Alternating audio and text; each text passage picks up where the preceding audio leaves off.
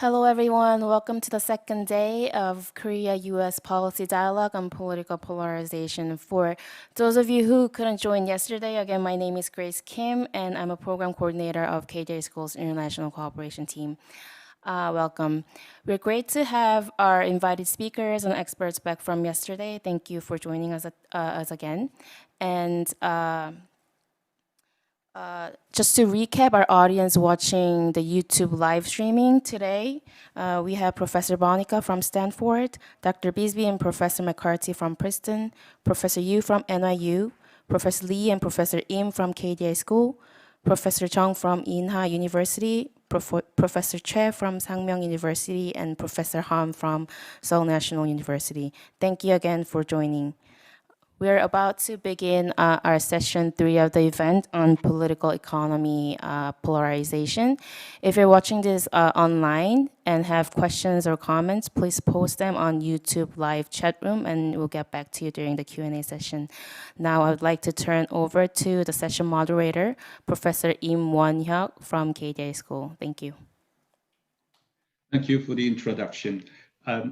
As she mentioned, yesterday we had sessions 1 and 2, where we looked at trends of elite polarization and voter polarization in the United States and Korea.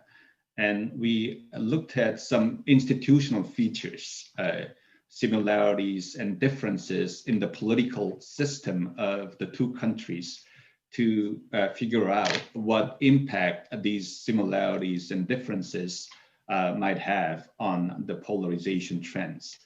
Today, in session 3, we'll look at the political economy of polarization, examining things like the impact of economic disparities, campaign financing, lobbying, the power of interest groups, and also people's political versus economic motives for supporting candidates and so on. And for this session, we have 3 distinguished speakers. Our first speaker is Professor Adam Bonica at Stanford University. He'll talk about campaign finance, inequality, and polarization in the two countries. Our second speaker is Professor Hae-young Yu at New York University, and she's going to focus on interest groups and polarization.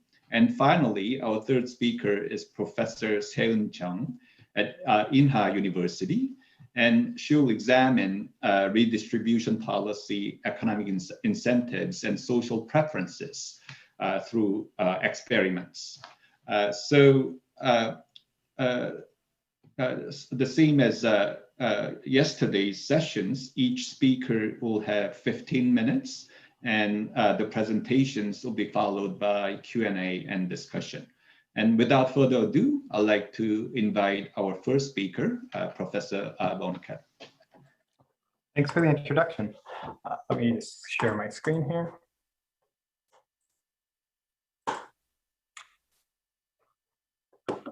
Okay, so I'm glad to be here to talk a little bit about a chapter I wrote on campaign finance and its relationship to inequality and polarization.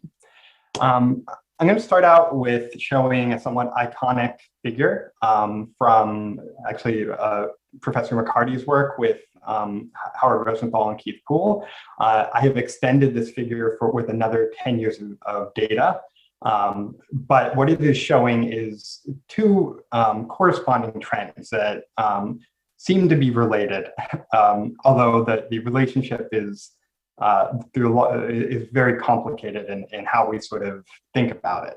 What we're looking at here is the overall polarization trend in Congress in the United States in the gray line, and overall economic inequality as measured by the top 1% share, 1% income share. So the percentage of money or income going to the top 1% of earners. And as you can see, that the relationship seems to be moving in tandem over a pretty extended period of time of over a century.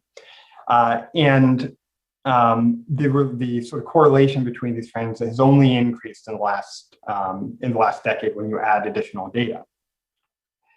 Um, and one of the things that McCarty, Poole, and Rosenthal point to is a potential driver of both inequality, economic inequality, and polarization is the role of campaign finance in the United States. And so campaign finance is one of the more straightforward ways that money can be translated into economic or into political power.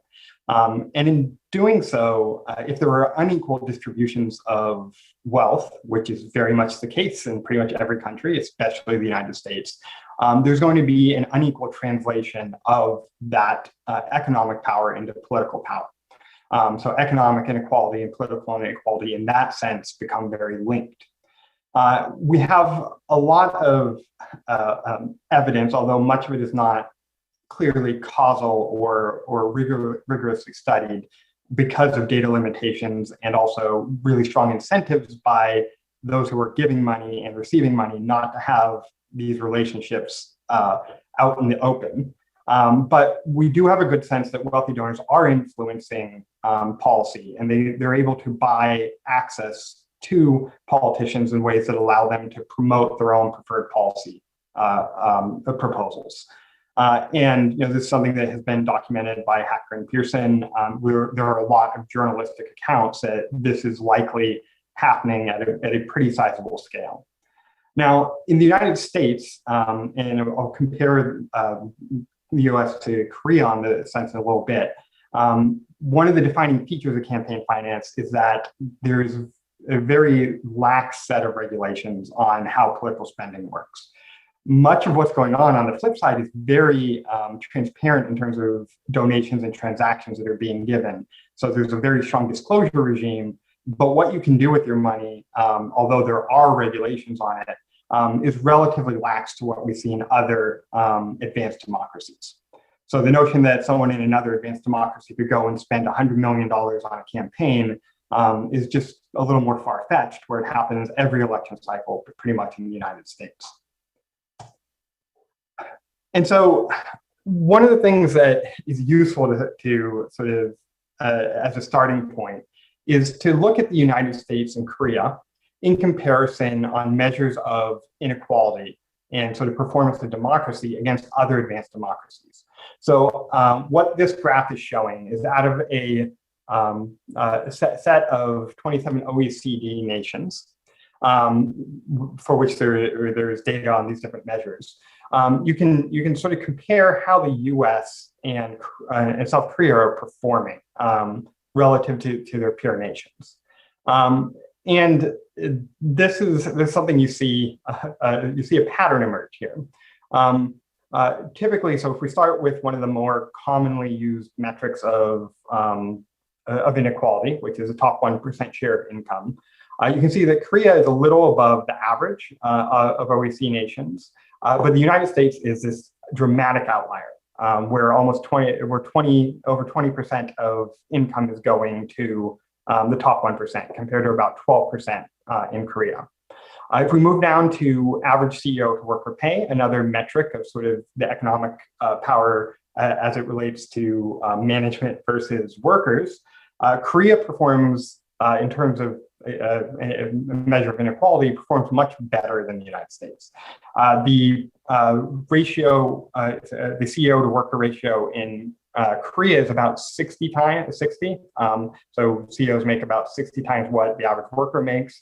In the United States, that number is about 350 times. And again, the US is this dramatic outlier. Share of low-paying jobs. Here, the US and Korea perform more similarly, but still the US is leading the pack among other OECD nations. The child poverty rate, again, we see this pattern emerge. The US has higher rates of child poverty. Korea, again, is more in the middle of the pack of advanced democracies. The US measures of employment protections.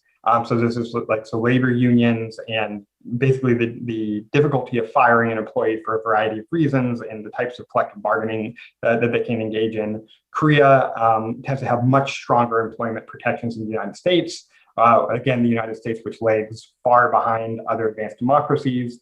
And I think importantly, intergenerational economic mobility, which is probably one of the most important measures in a way of of inequality in a society, which is the sort of economic strata that you were born into. How likely is it that you are going to leave it and enter a new one? Neither the U.S. nor Korea are among the most equal in terms of intergenerational economic mobility, but again, the United States is a sort of dramatic outlier. So these bring up sort of an important puzzle about how campaign finance might be related to these different patterns that we see. One thing that does very much distinguish the United States from other advanced democracies, again, is how campaign finance operates within its political system. Now, I give a very brief history of campaign finance regulation in the United States. It was largely unregulated until the early 1900s. The first really successful effort to regulate campaign finance in the United States was the Tillman Act, which banned corporate contributions. The Taft-Hawley Act later did so for labor unions. And for a period, campaigns were primarily financed by individual donors. Up until about the early 1970s, when the Federal Election Campaign Act was passed and implemented, and this act sort of set into place the modern regulatory framework that we see in campaign finance very generally. It established political action committees, which are a way for corporations, labor unions, and trade groups to coordinate donations from their members that then can be given in a more centralized fashion to politicians. The law also enacted contribution limits, which are an important feature of American campaign finance, and the disclosure regime that I was talking about earlier. It also empowered the Federal Election Commission to enforce these regulations. As is the case with pretty much all landmark legislation in the United States, the courts you would see challenges to the legislation in the courts. The Supreme Court heard these challenges and modified what the FECA had initially implemented in the case Buckley v. Vallejo. And they basically upheld disclosure requirements, but they struck down independent expenditures and opened up a soft money loophole.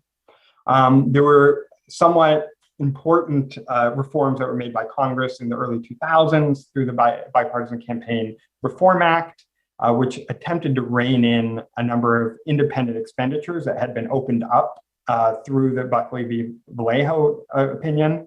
But they did not completely do so. There were still avenues for big money to enter politics. But the legal environment would change again pretty dramatically in 2010 in the Supreme Court ruling Citizens United versus the FEC. Now, this basically opened up the era of super PACs. So independent expenditures became a much more important aspect of the donation environment or the contribution environment. So individual donors could really were really opened up and removed pretty much any remaining restrictions on the ways that they could give money to spend on advertising and campaigns. Now, South Korea has had a somewhat shorter history with regulating campaign finance. The electoral system in South Korea exhibits some similarities to the United States, but a very important distinction is that elections and campaign finance are far more party-centered than the more candidate-centered environment we see in the United States. Most of these regulations came in place through the Political Fund Act in South Korea, which was enacted in 1965 and has since undergone something like 24 different revisions. And this has largely, but not entirely, been a legislatively driven process in South Korea. Whereas in the US, many of the recent changes to campaign finance regulation have come from the courts. And you can see sort of some of the comparisons between how campaign finance operates. There's a much stronger system of public finance in South Korea. Corporate contributions are banned, although there are illegal contributions that do happen that often generate scandals in South Korea. Another important distinction is that the US has a very long campaign period during which politicians are fundraising nearly the entire time. In the United States, in Korea, it's a much shorter window. Now, if we look at inequality in the campaign finance system in the United States, we see a pretty dramatic trend. And what this is showing is the share of total contributions coming from the top 1% of the voting age population. So this translates into about 25,000 donors, which is about 1 out of 10,000 individuals in society in the United States. And this dark line here is showing that back in the 1980s, the percentage of total contributions coming from this group accounted for a little less than 10% of overall contributions. This has skyrocketed to nearly 50% of total contributions, representing a dramatic increase in concentration of campaign funds coming from a very elite group of wealthy donors. It's even more concentrated than that when you look at the very top. So this is just looking at the top 400 mega donors in any given election cycle, the gray line here. And you can see that trend has dramatically increased as well. In fact, pretty much the entire increase that we see in terms of the increase of concentration among the top 1% is being driven by these donors giving millions upon millions of dollars, these top 400 donors over the past 10 years. Which has gone from about 8% of the total donations to over 20% in 2018. And so this represents a very clear mechanism by which we see inequality manifest in donations in the United States. South Korea, given its very different system, we don't have highly detailed itemized contribution data that would allow us to create a similar graph for South Korea. But we do have a number of reasons to think that donations tend to be more equal in terms of their relative power in South Korea. First, contribution limits in South Korea are not subject to the same legal loopholes that permit wealthy Americans to spend millions upon millions of dollars in politics. Additionally, South Korean candidates rely pretty heavily on membership fees collected from party members. So get donations made directly to the parties. And again, the United States, donations are going directly to candidates, which creates a different dynamic than one would imagine funds being sort of funneled through the parties themselves. And many American political scientists have advocated for reforms that would strengthen the party's role in fundraising as one sort of a policy to help counteract polarization. Currently, the candidate-centered system often rewards highly polarizing politicians that take on extreme and pretty often very aggressive views on policies. And they get rewarded by small donors and also by larger donors as well. A third is that the public subsidies to political parties, so public financing in Korea is much higher than we see in the US. But this graph here is basically showing the amount of money spent on elections by large donors in South Korea. And you can see we don't see the same type of trend in terms of the amount going up in South Korea as we see in the United States. And the amounts are just a small fraction. There are many donors who give significantly more, individual donors in the United States, give significantly more money than the total amount coming from individual donors in South Korea. And so we're looking at completely different scales here as well. And so some of the concluding thoughts here is that campaign finance does seem to represent one of the more straightforward mechanisms by which economic power can translate into political influence. And we should be very attuned to this as we sort of assess the role of campaign finance and the way it may affect both policy and overall inequality in societies, as well as the relationship to polarization.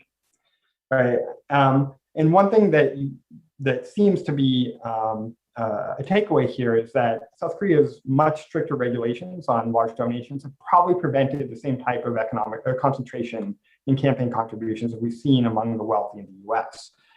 This is not for sure a panacea for problems with democracy, but it is an important safeguard. And it's something that the United States would probably do well to sort of align itself more with other advanced democracies like South Korea if it doesn't want to rein in many of his issues with gridlock and economic inequality, as well as polarization. So that wraps up my talk here, so I will hand things back. Thanks, everyone. Right. Thank you very much for the wonderful presentation. Now, our second speaker is Professor Hae-Young Yu, and she'll give a presentation on a closely related topic, which is the power of interest groups. So without further ado, I'd like to invite Professor Yu to give a presentation. Thank you, Won-Hyuk. Let me share my screen. Okay, great. So it's really easy to find any news articles that that argue money really drives dysfunctions and polarization in American democracy. So this is the editorial board's opinion piece published in New York Times last year. And then they argue that current campaign finance system that gives a lot of weight to wealthy individuals, that influences a lot of dysfunction in the U.S. And also, of course, lobbyists is the most beloved occupation in the U.S. That you can easily find the articles that accuse of lobbying, and the lobbyists, they drive a lot of polarizations and dysfunctions as well. So in this review essay, I look at the literature that investigate the relationship between the lobbying and campaign contribution, and then how does that contribute to polarization. The reason that it's really important to look at campaign contribution and lobbying as a channel that might drive polarization in American politics, because interest groups, they play such an important role in American democracy. So how do interest groups really contribute to polarizations? What are the channels? So to answer this question, we have to answer these two specific questions. One is whether donors and the lobbying groups, they have a more extreme preferences than ordinary citizens or non-donors or groups that do not lobby. And secondly, whether politicians are more exposed to those extreme views through the campaign contribution and lobbying. So because Adam already covered campaign finance, I will be very brief. But basically, campaign finance and polarization, what is the linking, what is the linkage? The basic mechanism is that contribution that could affect the candidate selection. And if we give more room for individual donors, that might actually increase the selection of more extreme candidates. So first, there are a lot of papers that show that donors actually have more extreme preferences than non-donors, especially individual donors. And papers show that in the campaign finance system at the state level, that gives more role for individual donors that tend to be associated with the more polarizations. And recently, there are papers that also argue that we thought business PACs and organizations they are more moderate than individual donors, but there is a lot of heterogeneity even among the donors, even among these associations and groups. So some people argue that public financing is a solution to reduce the role of donors and money in American politics. But there are the expectation that public financing could reduce polarization. That's not very clear. Why? Because some people say that yes, if extreme donors play such a big role, if we rely on more public financing, that could reduce this extreme donors' role. But at the same time, some people argue that campaign contribution is a system that actually gatekeep the very extreme candidates. To raise money, you have to appeal to voters. And if you're really extreme, that you might face a lot of challenges. And interestingly, empirical literature that look at, whether public financing reduce political polarization, academic papers don't actually find support for that. Actually, it's opposite. The most recent paper published in American Journal of Political Science, they show that candidates who opted into the public financing, they tend to be more extreme and their preferences are far away from their district preferences. So let's move to lobbying and how lobbying could be related to the polarization. So here the mechanism is that lobbying that increase the contact between the interest group and the policymakers and politicians. And through the lobbying, this interest group could deliver policy preferences that may be biased toward their interest group, and that could be apart from what general public want. Interestingly, I found that there's a very little research on this topic, whether lobbying increases of polarization or decrease of polarization. So ex ante, it's actually not clear whether lobbying could increase or decrease the polarization. Why? So as Adams and other research show, business interest group, they tend to have, they are less ideologically extreme than individual donors. And we know that in the lobbying process, interest group like business and trade associations, that they are dominating. So given that these relatively moderate groups, they dominate the lobbying process, it's possible that maybe lobbying function as moderating of the polarization. So then we have to ask, are lobbying groups actually less extreme? Based on campaign contributions, they might look like. But recent papers that estimate the ideology of the lobbying groups, they show that when you estimate their ideology based on their policy preferences, they are actually more conservative than their ideology based on their campaign contributions. So this is a most recent paper published by Crossan et al. And they estimated policy positions and ideology of interest group. As you can see, interest group that lobby and that took a position on specific bills, they look more moderate than the members of a Congress. But there is a lot of variations, as you can see, right? The identity groups, they are, identity groups are more extreme than, for example, corporations and education groups.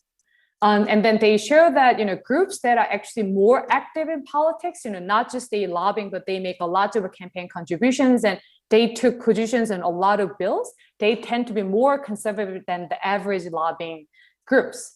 So overall, the recent research shows that lobbying groups, they might be more conservative than we thought. So if that is the case, what are the consequences that when politicians have a lot of interaction with this conservatively biased groups? So there are two interesting papers regarding consequences of those contacts, and the Brookman and Scavern 2018 paper, they show that by surveying state legislators, they show that politicians always overestimate how conservative their district preferences are. So a good example here is the background checks for guns. So if you look at the public preferences, actual public opinion that support background check is over 80%, right? But when you ask the politicians, what percentage of citizens in your district support background check, they only say maybe half.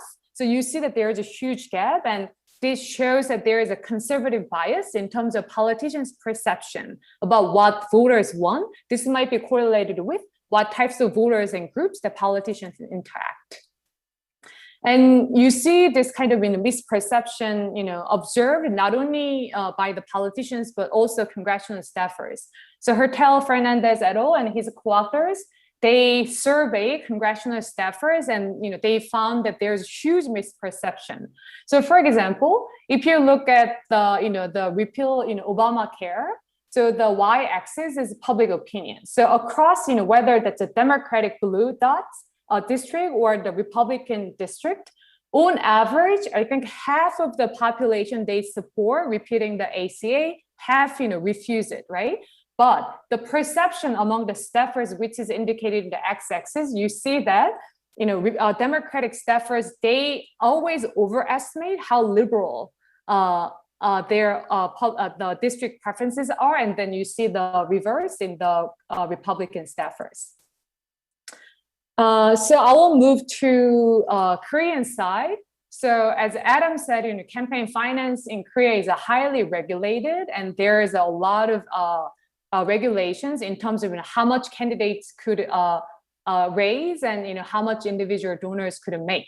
So similar to Adam's graph, this is a number of large donors in South Korea. So in South Korea, we have 41 million eligible voters. But if you look at the number of large donors who make a donation around $2,600, it's not a huge money. But you see that we don't really have a lot of large donors. So that means the participation through campaign contributions is really limited.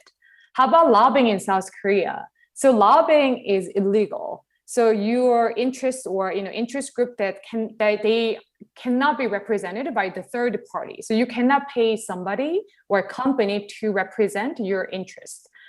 But we know that illegal lobbying and the backdoor lobbying activity exists mostly through the personal connections.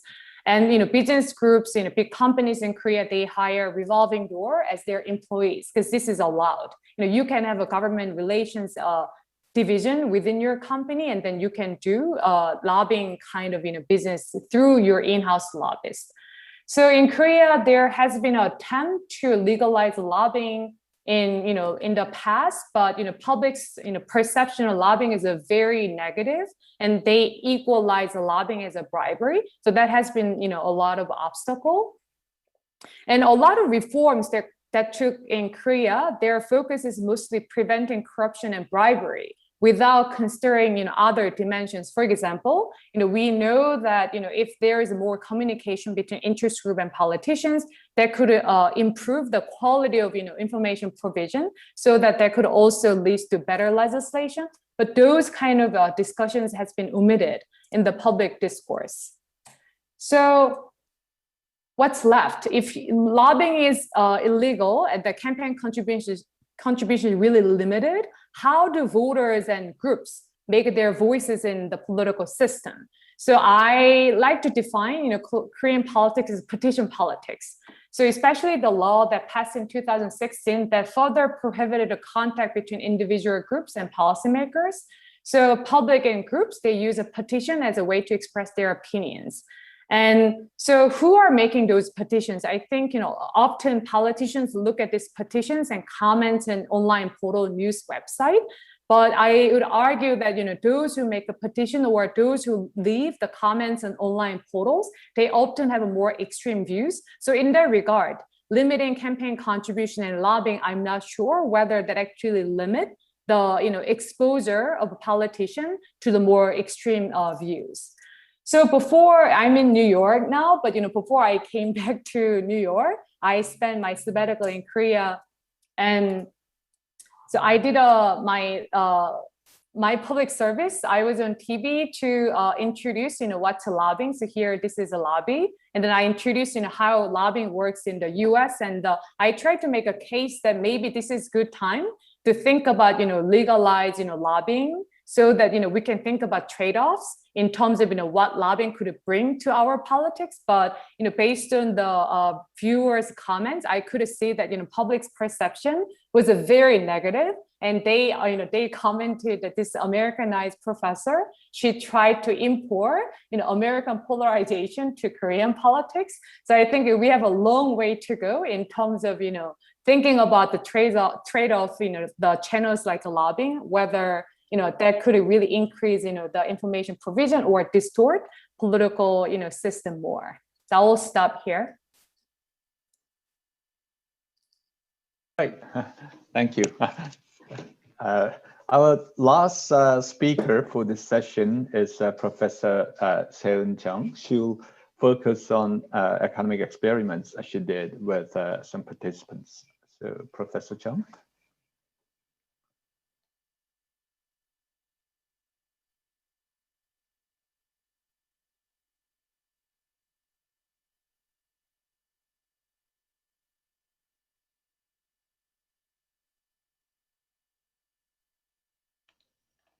Thank you. I'm very delighted to be part of this talk. And then I'm going to present a paper about the tax experiment that I did in Korea.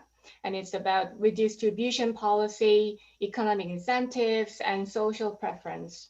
So before I begin, I would like to present you an article by Time. So the title was, "It's True, Liberals Like Cats More Than Conservatives Do." And then they ran 12 questions quiz that guessed the reader's politics. And then they found that, okay, 12 questions actually identify political orientation between left-wingers and right-wingers, and actually liberal likes cats more than dogs, and then they have a messy desk, and they like fusion cuisine. So this survey was actually based on the articles of Harney and others in 2008, and then they kind of propose that liberals generally like more to openness to experience. So it is quite conventional that there are kind of characteristics of political orientations. Like conservative people, they more for personal responsibility, self-reliance, and individualism, rules, and for defense and competition, while left-wingers, like they prefer more about social equality, civil rights, anti-war, and distribution. Of course, there are much more dimensions than like just left and right. But for this talk, I would like to simplify the political orientations just like in one X. Also, there are other like characteristics like social preference and then risk aversion and like inequality aversion. Like for example, risk averse voters may prefer left wing because of the redistributive fiscal policy for a safety net, which is usually done by left wing parties. Also, risk averse voters tend to be more like also inequality averse, and then therefore, like it is believed that risk aversion could be more correlated with left wing. Other than that, also there are other factors that might affect the people's support for some policy. For example, like people's partisan attachment can distort political preference. For example, a Democrat may support a policy proposed by Democrats, but oppose the same policy if proposed by Republicans. So now we move on to more about economic incentivized decision-making, which is the redistributive tax. So classical economic theory tells you that individuals have only self-interested preference. So for such policy, only poor people would support. But many evidence so far for fairness and social preference have done with rated empirical evidence. So it would suggest that income redistribution programs are based on other regarding preferences of the rich and the self-interest of the poor. So there was a very nicely done tax experiment in 2012 by Esri and other people, and they ran an experiment in a lab, and then they found that the economic incentive worked perfectly. So high income people vote for low tax and low income people vote for high tax. But they didn't really find the clear evidence that for such decision-making, the innate preference or political ideology did quite work. So in this paper, like I would like to do something quite similar. I would like to bring everything together in a tax experiment. So first, I would like to see whether revealed distribution preference would coincide with various innate preferences. And second, whether there is existence of partisan bias. So in this research, the goal would be whether political orientation and innate economic or social preferences can play some significant roles in economic incentivized decision making. Additionally, like rather than using a lab, I used a representative sample of Korean population by running an online survey. And rather than using only self-declared preference, typical online survey done, we measure several preferences with economic incentive, which could be closer to real preference. So I will be quick for theoretical background, but let me introduce the tax system in our experiment. Unlike other experimental setting, our tax system is quite simple. Like usually in the lab experiment, they use the median voting rule for tax system. But as I did the online survey, I had to make it quite simple. So once they choose their preferable tax rate after they do all their work, that would be the tax for themselves. So if his earning is above the average, like he will have to pay the tax amount, which is the tax rate he chooses multiplied by his earning after all. And then he will receive the tax amount if his earning is below the average. And then he doesn't know about the earning distribution and whether he is above or below the average before the end of the game. And in order to avoid the tax disincentive effect, like I made sure that the post-redistribution earning would be the mean. So there is no way that the taxpayer would become tax receiver or tax receiver would become taxpayer because of his tax. So simply, I put the utility maximization with inequality aversion, and like I present several predictions. The first one is like quite obvious. Like if you're inequality averse, then you would put more higher tax rate. And second, overconfidence. If you're overconfident, then you would think you will be the competition winner, and therefore you want to pay tax, like you don't want to pay tax, so your preferred tax rate would fall. And for the luck, if you believe that the society, like the societies of success would be determined by external forces such as luck rises, then you tend to put higher tax rate. And skill, that is quite obvious that like if you evaluate his probability to be above the mean, his preferred tax rate would fall with the skill because you would become high earner, and then also you will have to pay high tax.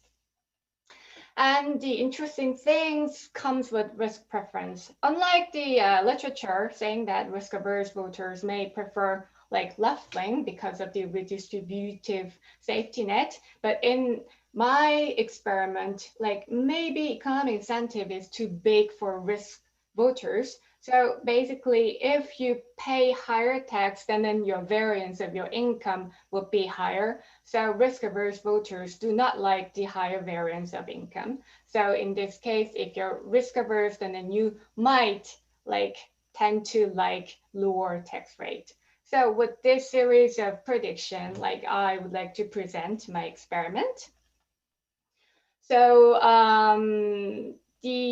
every participant go through like 6 stages. The first stage would be real effort, individual piece rate task, and second one is choice task, whether like they are going to put their preferable tax rate, and in third stage, like they will choose whether to compete or not, and fourth stage, they will do another real effort task based on their choice of competition in stage 3. And the stage 5, like they go through the lottery choices, and like stage 6 would be the questionnaires on political orientations and individual information. So the first one, the real effort task is counting zero. So like you have to count all zero among like 10-digit number. And then, for example, here you have like 8 zeros, and then you put 8, and then you do this questions for 1 minute as much as you can. And then after this task, then like you have to choose your preferable tax rate. And then like for example, I would like to pay 10% of my earning, or like you could be paid 10% of your earning. So that would be your preferable tax. And also, for the choice of tax rate, I randomize the current political situation, like I randomize the ruling party's appearance in this setting. So in order to avoid individual political bias for current political situation in 2018, so we randomly assign the imaginary ruling parties using all current existing names. For example, some would received the information, okay, currently like the Senuri party was ruling, how much of the tax would you like to pay or receive? And for some people, like it will be like Minju party, for example. So it will be randomized, and I'm going to talk about it later. Okay, and then the choice of competition. So would you like to compete with someone at your age? And then if you click yes, then you will compete in the next period. And then if you say no, then you will do again the individual task. And the lottery choice will give you kind of like random pick for the lottery, and it will be also kind of measuring your risk preference. and the political orientation in the survey question, just like the time question, or like Professor Chang-Gun Lee's question, like we collect 25 questions related to political issues, and then we created several variables based on these questions. Like the first one is conservatism against the democratic issues, and conservatism about the economic issues. And also we measured the self-reported political orientation in 11 Likert scale. And also we used the variable whether like they voted for a conservative party in 2012 election. Now, we ran the survey for 1,000 individuals in December 2018, and then like they were incentivized upon their performance. So briefly, like about the political orientation, like the first 3 variables are about conservatism, like conservative, self-reported, and conservatism about democracy, and conservatism about economic values. And then that is like dummy for like voting for the Conservative Party in 2012. And tax rate is our main interest, variable of interest, which is their preferred tax rate after the individual task. So basically, like females are more about the left winger, and then they put higher tax rate. And then as we kind of predicted that if you're more competitive averse, then you tend to be more left, and then you tend to put higher tax rate. And if you're inequality averse, then you are more about the liberals or left, and then you tend to put higher tax rate. And if you're more risk averse, then like, which is quite puzzling, like for the conservative, for in self-reported questions, like it is quite similar to the literature. Like if you're risk averse, then you're more about the left. But in our experiment, if you're risk averse, then you tend to put lower tax rate, meaning that economic incentive work higher, so that the risk aversion would work in that direction only. So that is quite different from the literature. Now, now about the partisan bias, the bias based on individual political orientation, which I found quite interesting. So like as I randomized the party's name when they had to choose their preferable tax rate, right? So if supporting party, so like I tried to match their preference with their political preference, and also their election voting for 2012. So supporting party means the name given in the preferable tax is what they actually prefer. An opposite party means like the given name is the opposite party of their preference. So basically, if supporting party rules when they have to make their choice, then they tend to put a lot higher tax rate than the baseline. And if the opposite party rules, then usually they put lower tax rate. And what is interesting is the male participant is more supporting if their supporting party is ruling, while female participants is more unsupportive when the opposite party is ruling. So like the kind of the effects are quite interesting.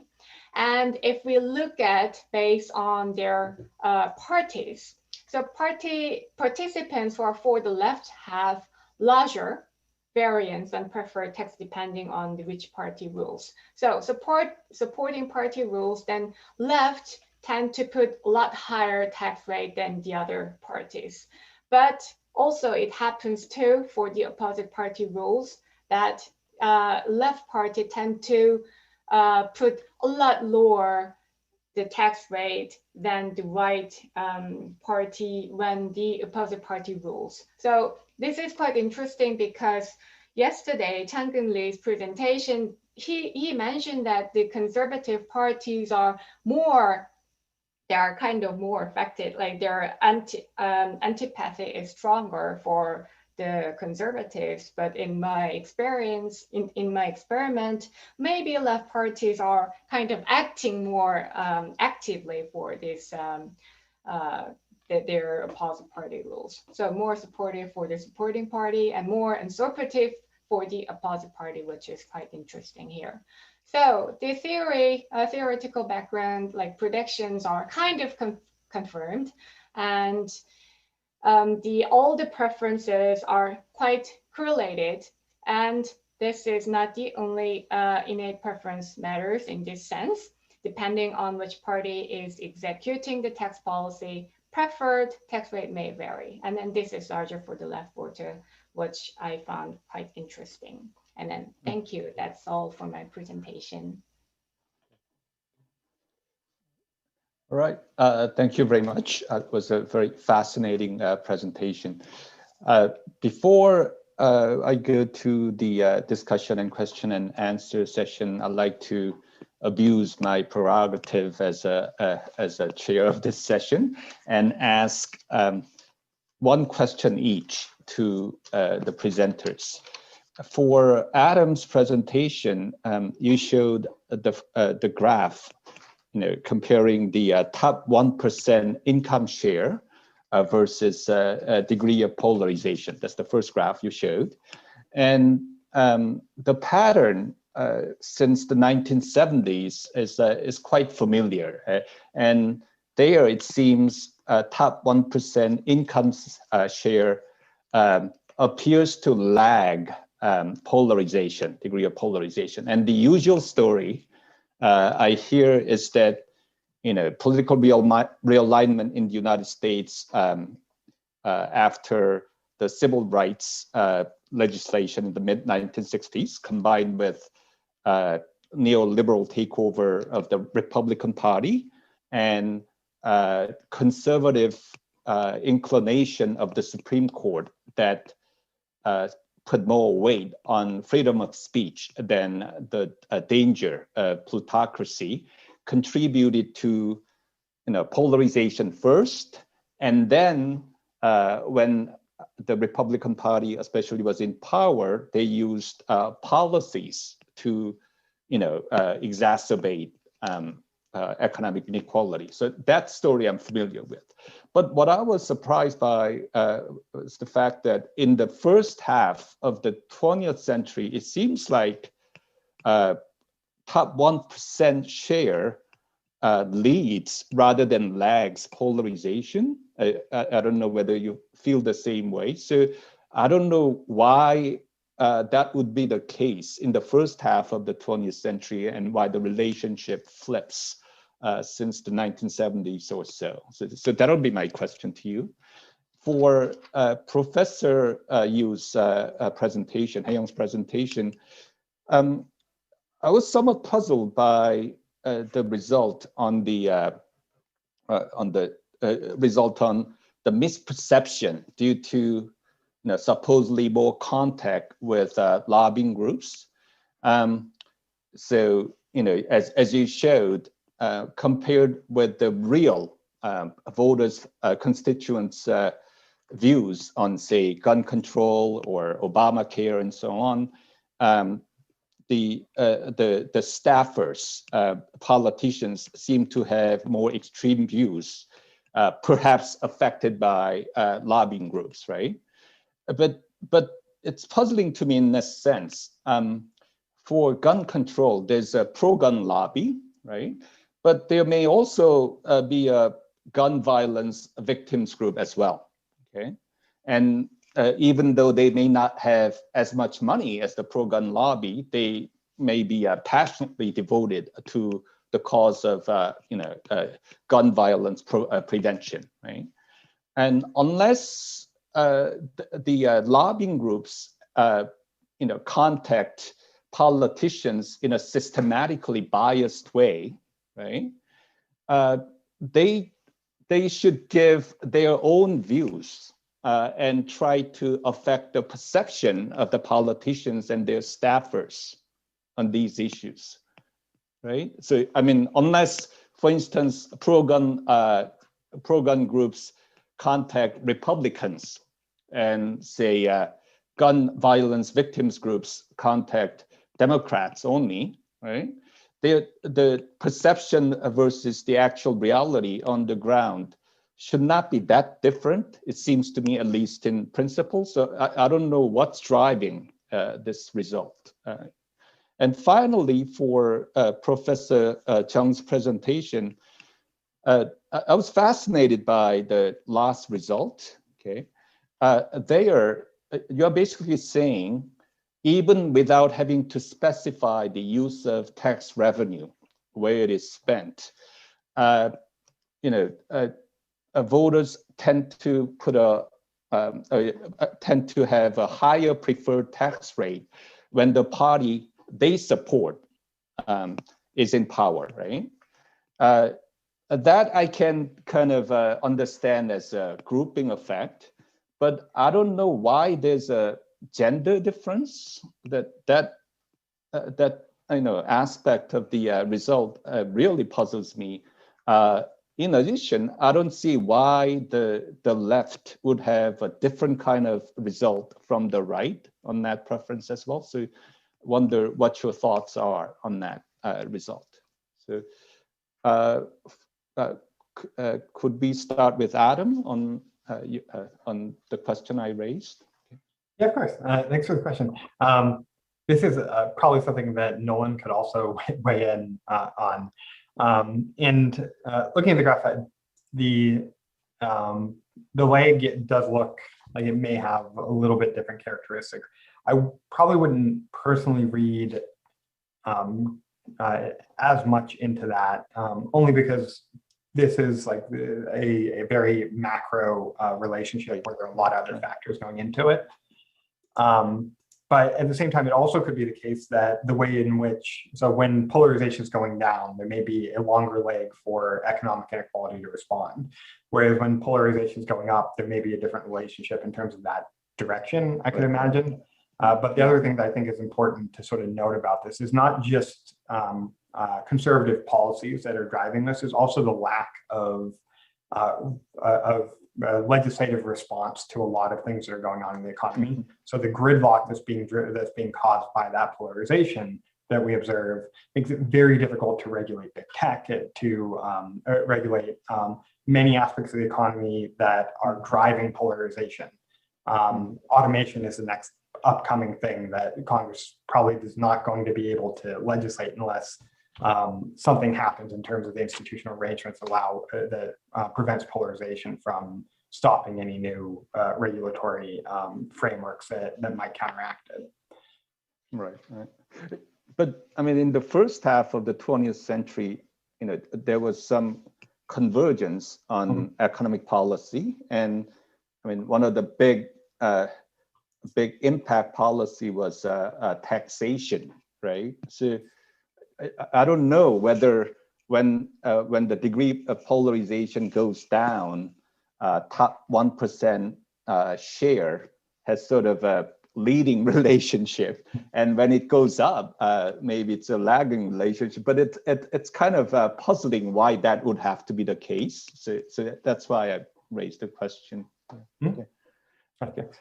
Heyam, do you have some thoughts on? Sure. Thank you for the great question. So if we think lobbying is to change the mind of politicians, yes, you're right. This misperception is puzzling. If, for example, anti-gun groups contact Republicans to change their perception and vice versa, but single issue advocacy groups like gun control, often they don't cross the party line. So basically, anti-gun groups, they actually contact Democrats, and NRA only donate, especially in recent years, to Republicans, and they only contact Republicans. Then, what is the purpose of lobbying? So I think that, there's still debate, but I think, consensus is that lobbying, given how polarized these issues are in American politics, is not really about changing somebody's vote. It's more like, you contact your allies in Congress, so that these people could actually make a progress in terms of legislation, and they could introduce bills that could actually, support the group's position. So if we think, lobbying is actually contacting your friends, so I think, that really, lobbying has an amplifying effect, because, Democratic politicians only hear from people who oppose, gun right. Republican politicians, they only hear from the groups who support gun right. So in that regard, I think lobbying has that, not moderating, but amplifying effect in terms of, politicians' pre-existing perception. Oh, interesting. Okay. Okay. Seun, do you have some thoughts on the gender and political preference impact on the preferred tax rate when your supporting party is in power? I couldn't understand that. Thank you for the great question. Like that is quite puzzling, isn't it? So I thought about why this may kind of like so different between like left and then right. And actually like in the chatting, like Changun said like probably because of the survey timing, which I kind of agree. So for example, when I did this experiment, it was like in December 2018. And that time probably still it was kind of for conservative supporters in Korea were kind of shy at that period. So maybe that is why they didn't really kind of reveal their actual preference on the survey. And then that would be one question. And the other question, the other answer could be actually there are genuine difference between like these two supporters, which I actually don't know why. I have to look for more literatures, and maybe that there are like the political attachments are working in different ways for the conservative and the liberals. And in the same way, the gender difference is also puzzling. Like one possible answer would be in my data, like in general, like the female participants are found to be more liberal and then more left. And then like they're kind of maybe the antipathy about the left would be more affecting the female, but in this case, it doesn't really explain the like weakness of the supporting party rules for female supporters. So like the gender difference, I don't know. I have to find out. And then maybe there is some psychological effect about the political attachment. Maybe their effective impact works differently. I honestly, I don't know. But I think that would be really interesting to further investigate it on that. And probably I'll let you know if I find something interesting. Yeah, thank you. I'd like to invite other participants to raise questions. Yeah, yes, Nolan. So let me start with a question for Seun. I'm puzzled by the result on risk aversion. Maybe it's because and my thoughts are that maybe I missed something about your experimental design. It seems to me that there's two sources of uncertainty in the design. One is the individual returns to your effort. And the other is uncertainty about whether you're above or below the mean income and therefore a recipient. So my guess is what's going on is the second source of uncertainty is dominating. And so, you say there are two random variables, one, my individual reward, and one, how much redistribution there'll be. And so they're choosing a lower tax rate because it minimizes the second source of uncertainty. Is that right, or is there something else that might be going on?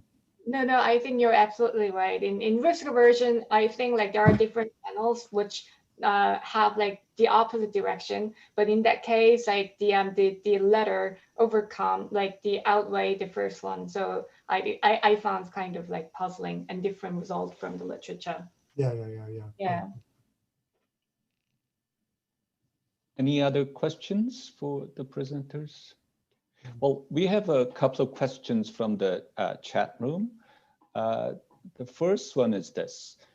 In Korea, we have some interesting recent phenomenon where local assembly people make donations to National Assembly politicians. So do you have a similar phenomenon in the United States, or do you know of any other countries with a similar situation? That's the first question. Maybe Adam or Hae-young could answer that. And the second question has to do with gun control. 80% supported background checks, but how was the survey question phrased, and how was the survey conducted is the question.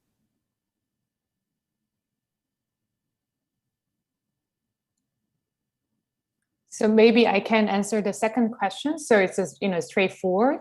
So the authors, they look at different surveys, but basically the questionnaire, I'm looking at their appendix. Do you favor or oppose a federal law requiring background checks on all potential gun buyers? So this is, question, but they also had a question about, ban assault weapons. And here, the question is really straightforward. Do you support or oppose nationwide ban on the sale of assault weapons? But I think this, majority support for universal background check, that has been documented in multiple surveys. So I don't think this 80% is a kind of outlier. So it includes gun shows and everything. It's not exactly. It's not just super. Yeah. Okay. Okay. Adam, do you have some thought on the first question about local politicians at city or provincial level making donations to central government level National Assembly people? I don't know whether we have a similar situation, a phenomenon in the United States.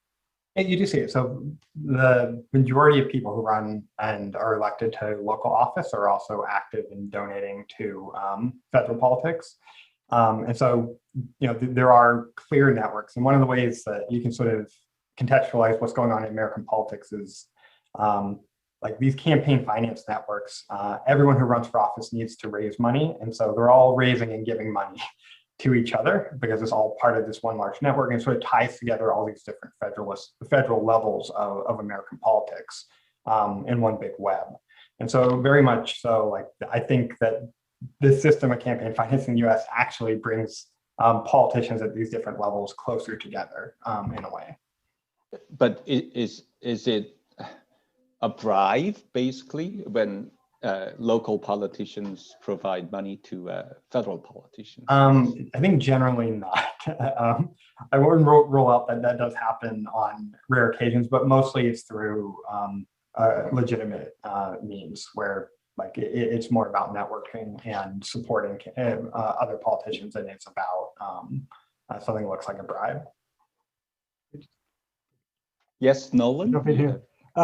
I think actually in the US, the other direction is probably more common. So party leaders are expected to raise very large sums of money, which they disperse both to their colleagues and to local party candidates.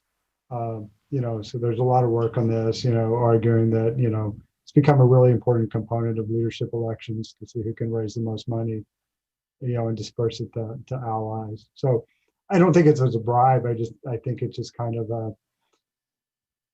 the way, as Adam put it, the way those networks work to make sure that everybody's kind of well funded and they can, coordinate their, their electoral activities on behalf of different activist movements and parties. Okay. Well, that was a traditional pattern in Korea too. Party bosses, providing funds to up and coming politicians and so on. But the more recent phenomenon that that this person is referring to is, local politicians providing money to central government politicians, central politicians. So, and Hae-young, do you have something to say about? Oh yeah. So one thing I think very distinctive in American campaign contribution from Korea is that here a lot of public officials, like including bureaucrats and teachers and firefighters and police officers, they actually make an active, campaign contribution. So so my understanding is that in Korea, if you work as a public, official, you are not allowed to make donations, right? But in US, that restriction doesn't exist. So there's a lot of donations from the public sector. Okay. Professor Han, you had something to say? Or you? No. Okay. Any other? Yes, Nolan. I have a question that either Hey Young or Adam could answer. Actually two versions of the question. So one, you know, a lot of the arguments about campaign finance here were that, you know, the lack of campaign regulation makes politics tilted toward sort of wealthier interests. But my perception of Korea is that corporations and conglomerations like Chaebol are extremely influential without either, you know, unrestricted campaign finance or even the ability to hire outside lobbyists. So, you know, maybe this could actually be opened up to the entire group. So what is it about, you know, big business in Korea that makes it powerful without the same tools that American big business uses? And then the second question is kind of the flip side of that. One of the things that seems like a fairly robust finding in the United States is that it's small donors that are very polarizing. And so in Korea, we have a system that's only small donors. Whether there's anything we can say about that, you know, given the relative lack of polarization in Korea from a system that's comprised only of small donors, not larger donors. Hey, So or Adam? yeah, so maybe I can start. So in terms of the business's involvement in, I think, in elections, I think that has been pretty limited since 2002, when there is a huge scandal that, you know, the major party candidate for presidential election, so they, you know, basically got cash from this, you know, conglomerates, and they became such a big scandal. That's why we had a big reform in 2004. So corporations, you know, they banned from then. So I think that there is a, you know, a huge public maybe scrutiny about, you know, this big, you know, companies' involvement in electoral process. So in that regard, I think that their role is really limited. But when it comes to policy, I think that they have a, you know, oversized role, because, you know, given the limitations of the lobbying, the groups that could actually hire revolving doors are only like big companies, right? So, you know, Samsung and other companies, you know, they hire a lot of, you know, former officials from national tax, you know, tax office, etc. So through that, I think the channel, these people, you know, these groups, they make a lot of influence in, you know, policy making, especially economic policies. Yeah. I mean, I guess my example would be like Facebook and well, let's take Facebook. Facebook is very politically active, gives lots of money, and they might get broken up. And Samsung, nobody's going to break up Samsung. And so it does seem weird to really emphasize so much the kind of electoral and lobbying activities of firms, when in some sense American firms seem more politically vulnerable in a way than Korean firms. Yeah, and I guess the one thing I would add is I think it's probably important the distinction between the more candidate-centered fundraising and party-centered fundraising system in Korea. So those interactions would have to look very different and probably move through the parties more so than you see in the United States. And so like these like Marjorie Taylor Greenes, that's a much harder sell for a party in South Korea, especially to use as sort of a fundraising tactic, I would assume.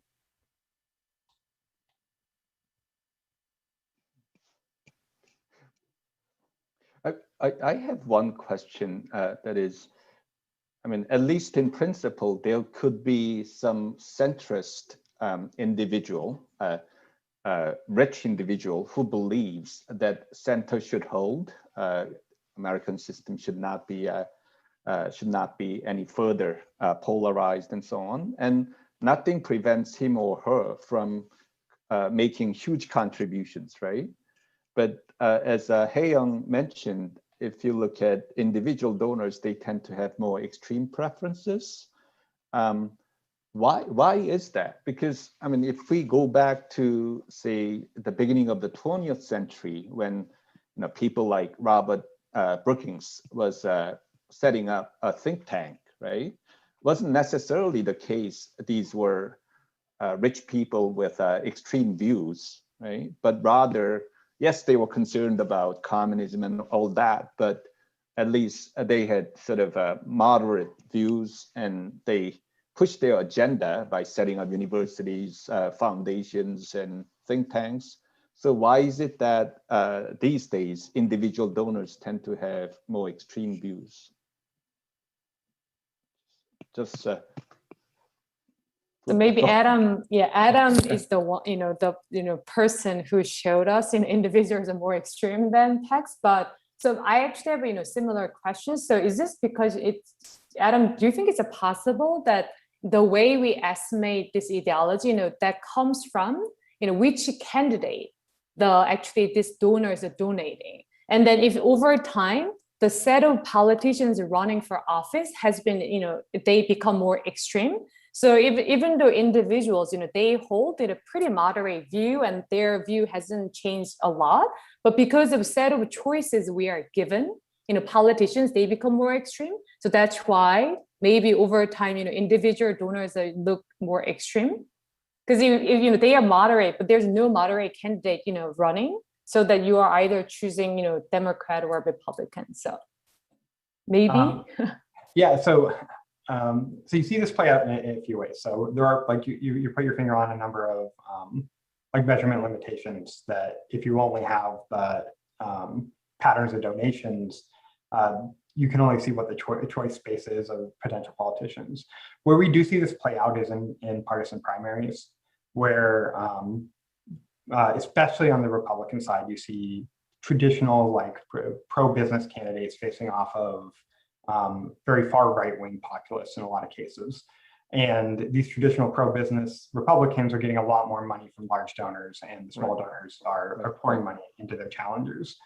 And so there are ways to sort of pull that out. We don't get to see what the actual policy preferences that are being pushed. Like, it could very well be the case that there are these seemingly moderate donors who are giving to both sides, but every time they give, they're going out and trying to push relatively extreme policies that would be very unpopular, like reducing taxes on the rich, for instance. Right. And we just don't get to observe that. And so I think the Furnas et al. Paper is a really great addition to the literature that sort of opens that up a little bit more to show that probably these donation patterns are overestimating how moderate a lot of these business groups are. That the policies are pushing, they may want to sell them to moderate Democrats, but they're not selling moderate Democratic policies to Democrats. They might be selling more center-right or conservative policies to them. If I could just add to that. No. I mean, you can see a lot of this in the corporate response to January 6th, and that many corporations decided that they would suspend contributions to people who voted against, certifying Biden's election.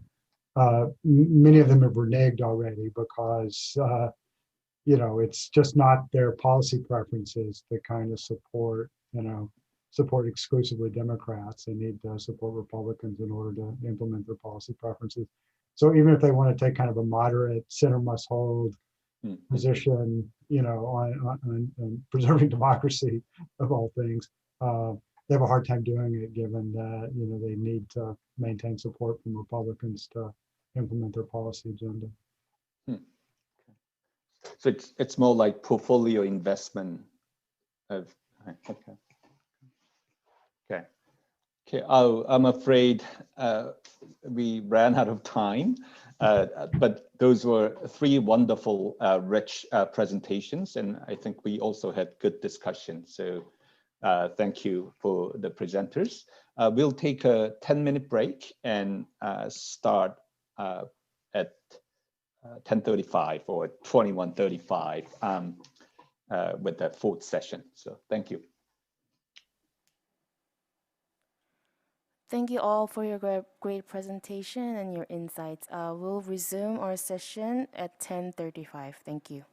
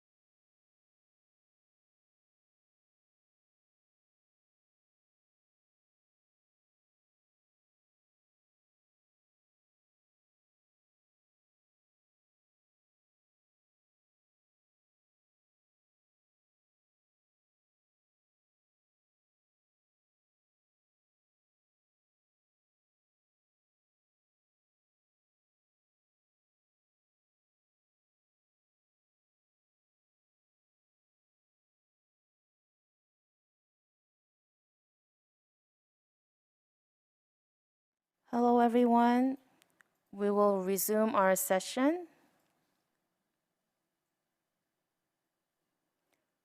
The session 5 is on internet media and polarization, and I'll turn over the program to Professor McCarthy.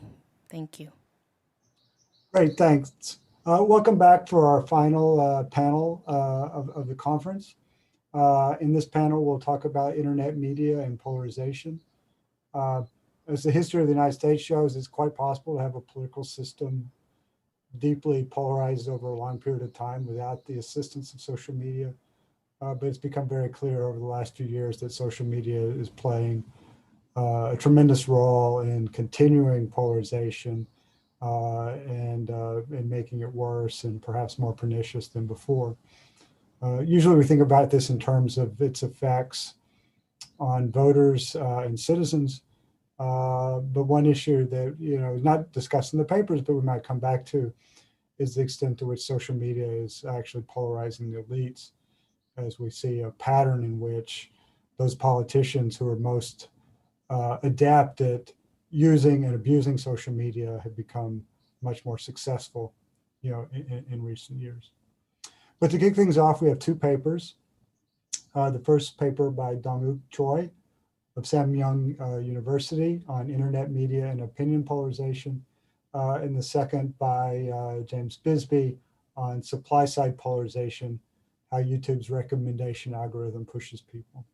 So we'll start with Professor Choi, and he'll have 15 minutes, and then we'll move to Professor Bisbee.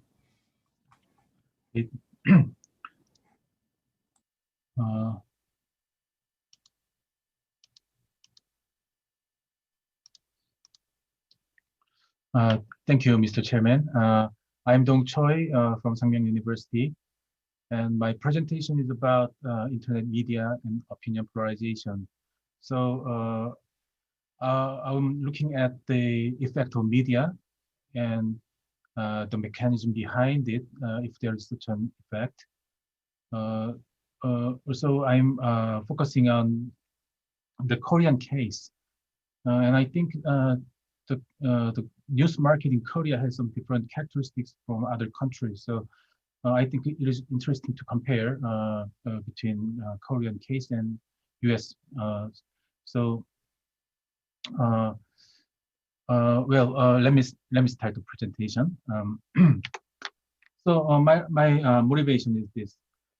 We have seen development in communication technology, and this gives more connectivity, and we pay lower cost to communicate with each other. So some people say that this is closer to direct democracy, but others also say that this technology development makes us share only one-sided views. So there is still a debate on this, and we have seen famous examples in 2016 in the U.S. presidential election when Trump has been elected, and also the Brexit decision in the same year. And at the time, media experts blamed Facebook for this result. And so still, as Chairman said, the effect of new media is still ongoing. So ongoing debate. So so I'm interested in what about South Korea? We also have in Korea, and many researchers also raised these issues are important. So and this the media market in Korea is not working well for getting people to share ideas. So I'm sorry. So I so I worked on the effect of worked on estimating the effect of media in Korea. So the research question is this: do internet media provide news with diverse political views? Also, the news consumers change their views when they're exposed to the internet media. And the additional question is about the news aggregators, because in Korea, news aggregators dominate the news market. So I also have questioned that the entry of news aggregators affect the news production and consumption system. So, in this chapter, we empirically investigate the effect of internet news media on public opinion polarization, and I separate this uh, with supply side and demand side. So I check if internet news suppliers consider diverse opinion when they delivering news messages, and also I check if media users have changed their political opinion after exposed to media. And additionally, discuss on the effect of news aggregators as they dominate the news market in Korea. So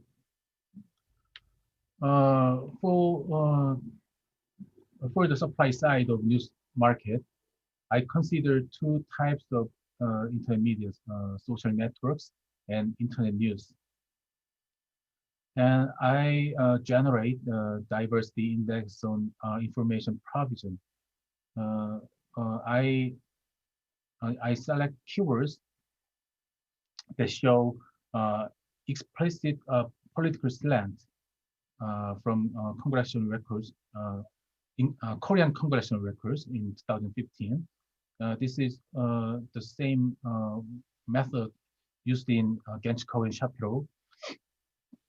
So the basic idea is that the congressmen in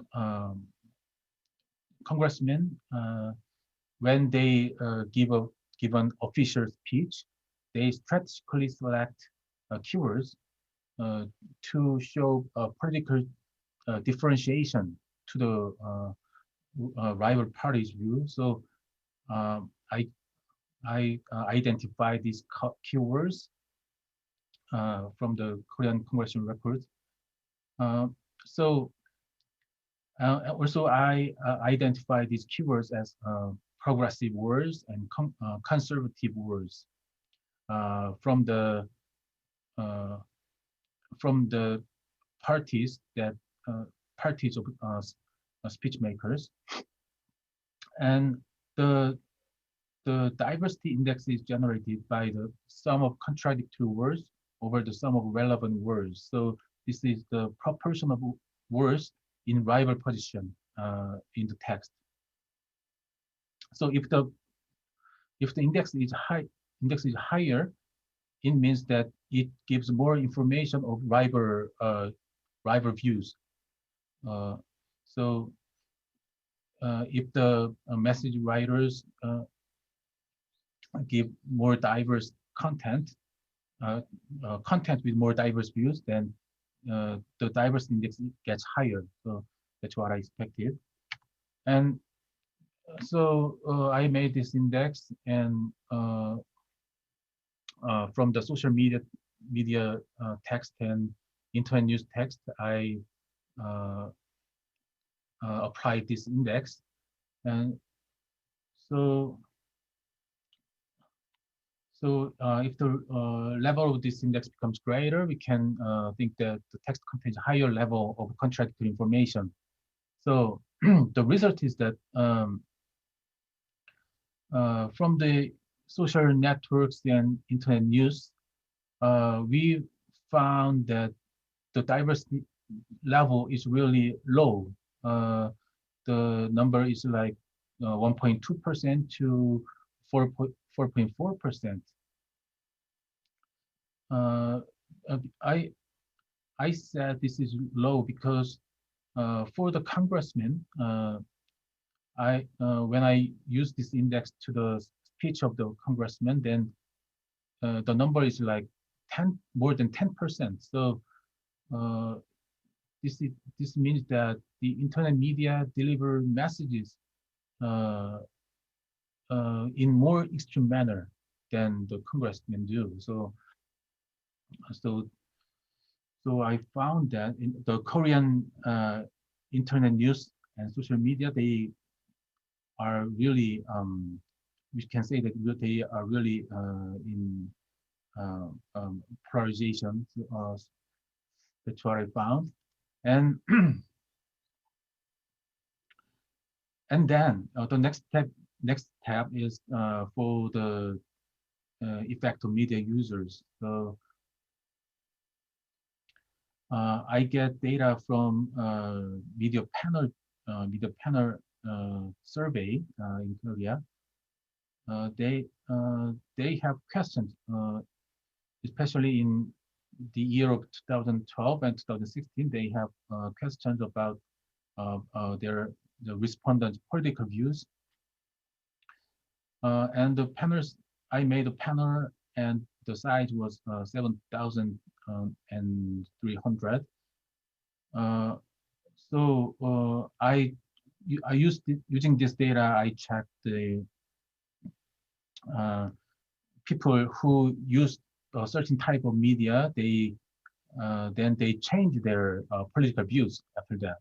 So that's what I wanted to uh, find. But there is an endogeneity problem when we estimate this, because there is a simultaneity between the news content and viewers' preference, because there are two ways of effect. News content can affect viewers' opinion. Also, the media select news based on viewers' preference. There are both ways of effects. So there is an endogeneity problem. So I tried different methods. So I made treatment group where respondents who didn't use the certain type of media, but in the later they use the media. So they are newly exposed to the media during 2012 and 2016. These people are grouped as treatment, and the control group is respondents who never used the media during the same period. So I made these two groups and I compared them. So the result is that for the social networks, the treatment group is social network users in 2016, but who didn't use the media in 2012. The number is 2,700 people. And control group is those who answered not using social networks both in 2012 and 2016. And the numbers are number is 3,000.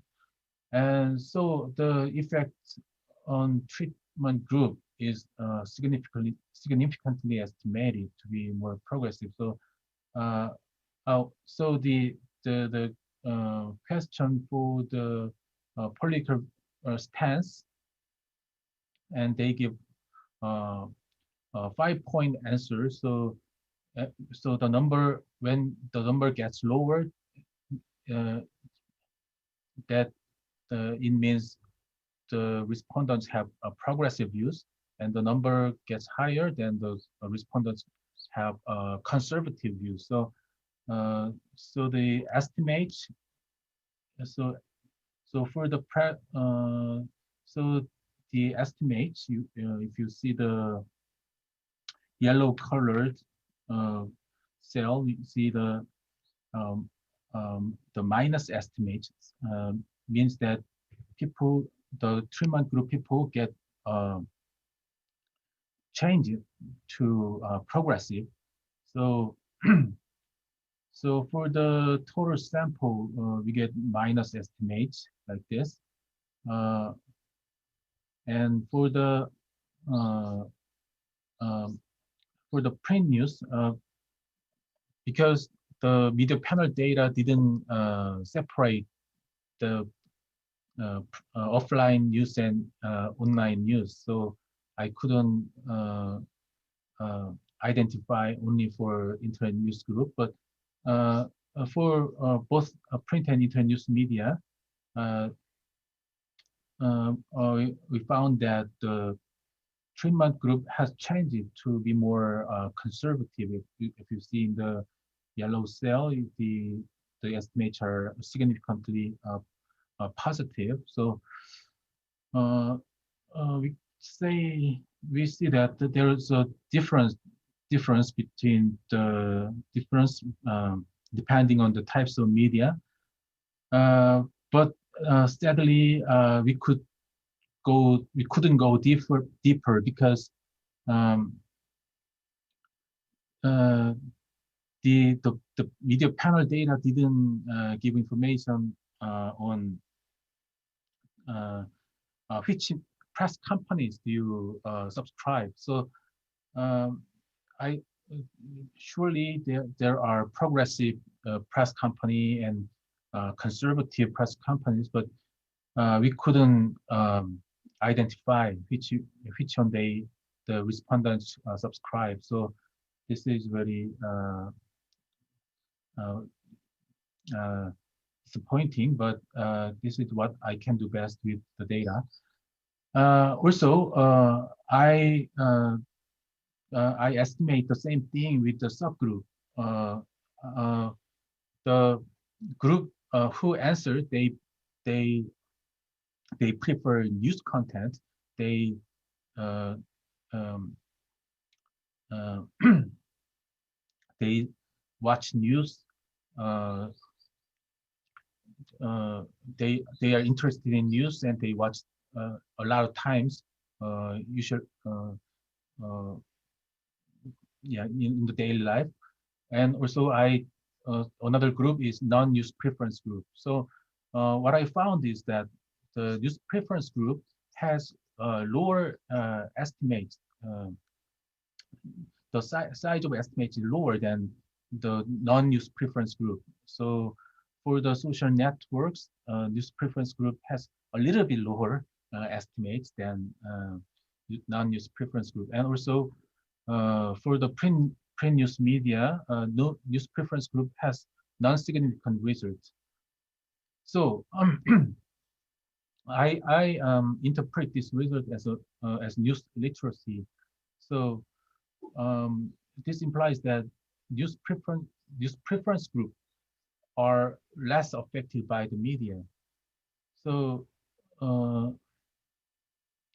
so we can interpret this result that news literacy could play a role in accepting news and being affected by them. So respondents who prefer treat news articles with more critical attitude, but who do not prefer news, respondents who do not prefer news may be easily influenced by the content, the tone or intention of the news articles. So maybe this could be a very interesting result. In sum, we see that news supply side, in the news supply side, the news text has very low level of diversity, that meaning that internet media users barely have chances to be exposed to contradictory information. Also, in news demand side, we see that this media can, the choice of media can affect users' political views. So overall, we can find partial evidence. This is, I wouldn't say this is complete evidence. This is partial and circumstantial. Actually, this is separated to supply and demand. So, but the media, by have by polarizing mechanism. Media could have by polarizing mechanism that internet media selectively provides information, and that these selective consumers' selective exposure to these media can affect their political opinion. So this is the empirical result. But still, there's limitation. I separate it the side, and also we don't know which press company they subscribe. So this is the main limitation. Also, I'll talk about the effect of news aggregators, because as I said before, news aggregators dominate the Korean market. So this is a little bit outdated data, but still the same. The two big aggregators in Korea are Naver.com and Daum.net. They accounted for 78% of internet news market in Korea, and they are their principal objective is maximizing advertising revenue through increased clicks. So news aggregator has an incentive to increase its market power in the advertising market, and by increasing the number of single consumers. And news aggregator also they have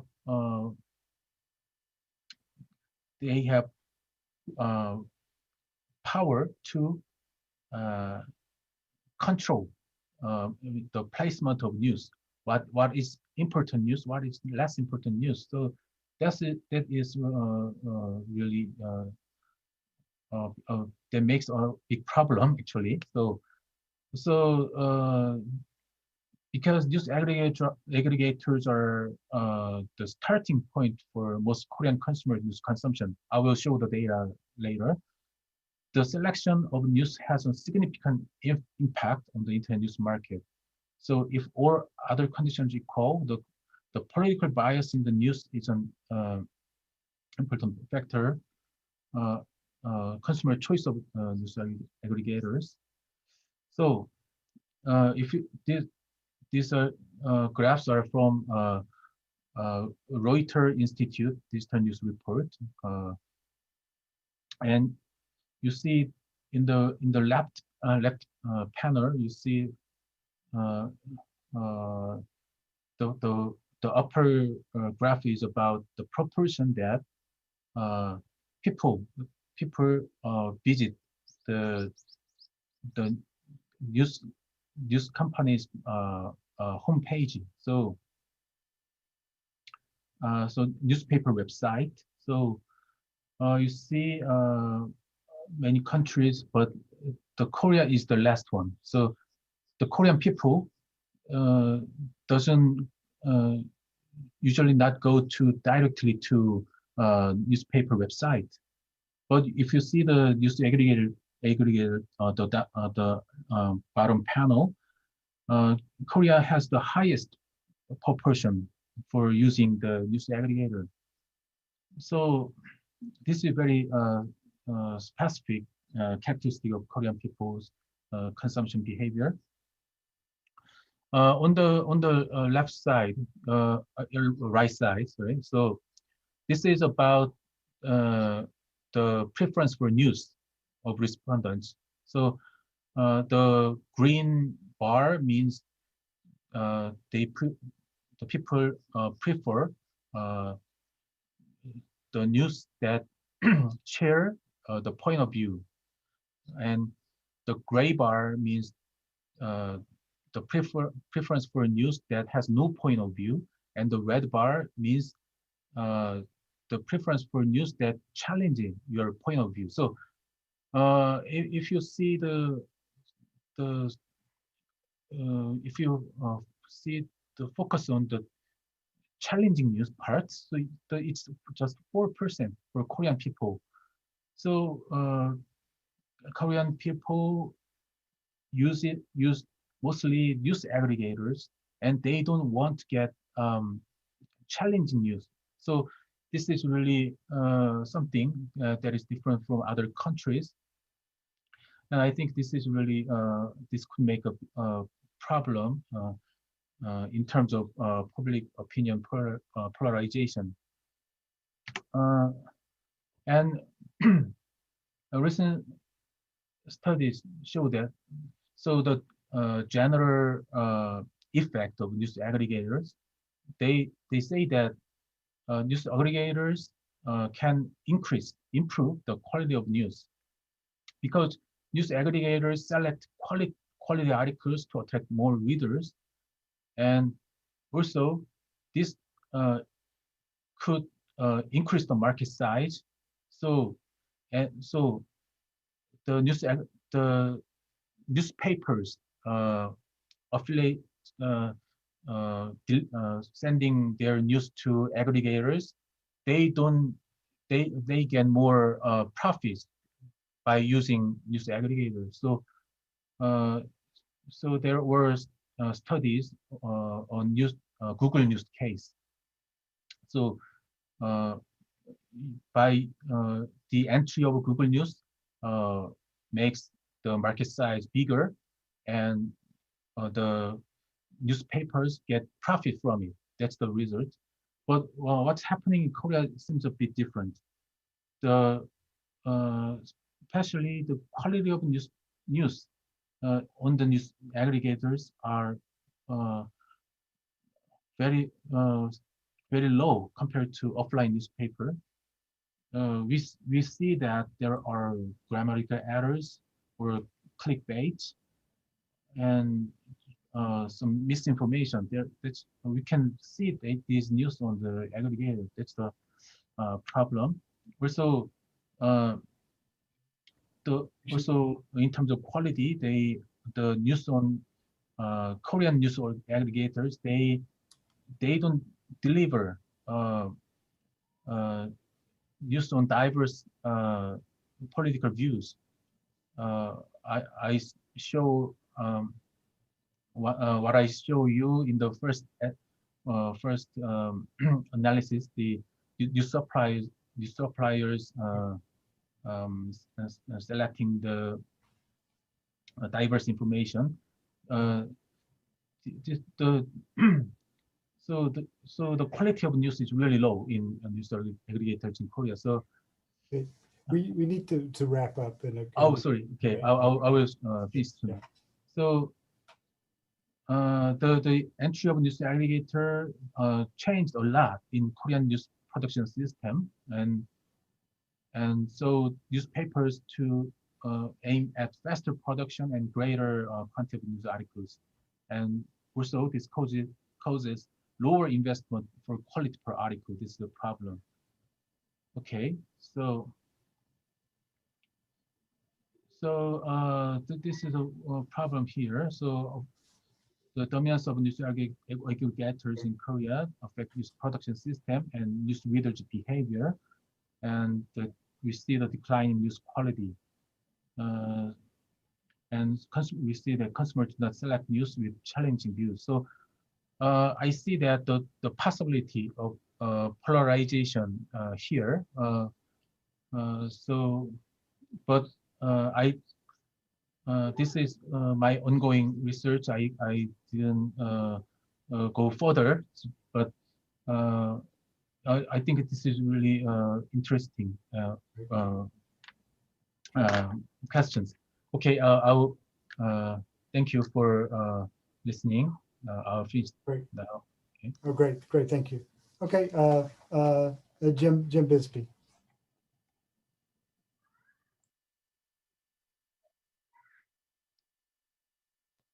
Great. Thank you all. I'm Jim. I'm going to share some research from the American perspective on a similar topic to what we just saw, looking at YouTube's recommendation algorithm and how that contributes to polarization. Our fundamental research question is going to be whether YouTube's algorithm, the recommendation algorithm, is pushing people into ideological echo chambers. And for right now, I just want us to think of an echo chamber in a simple definition of, in an echo chamber, you are in an information environment where you are not exposed to diverse viewpoints or contradictory information. You only hear one message.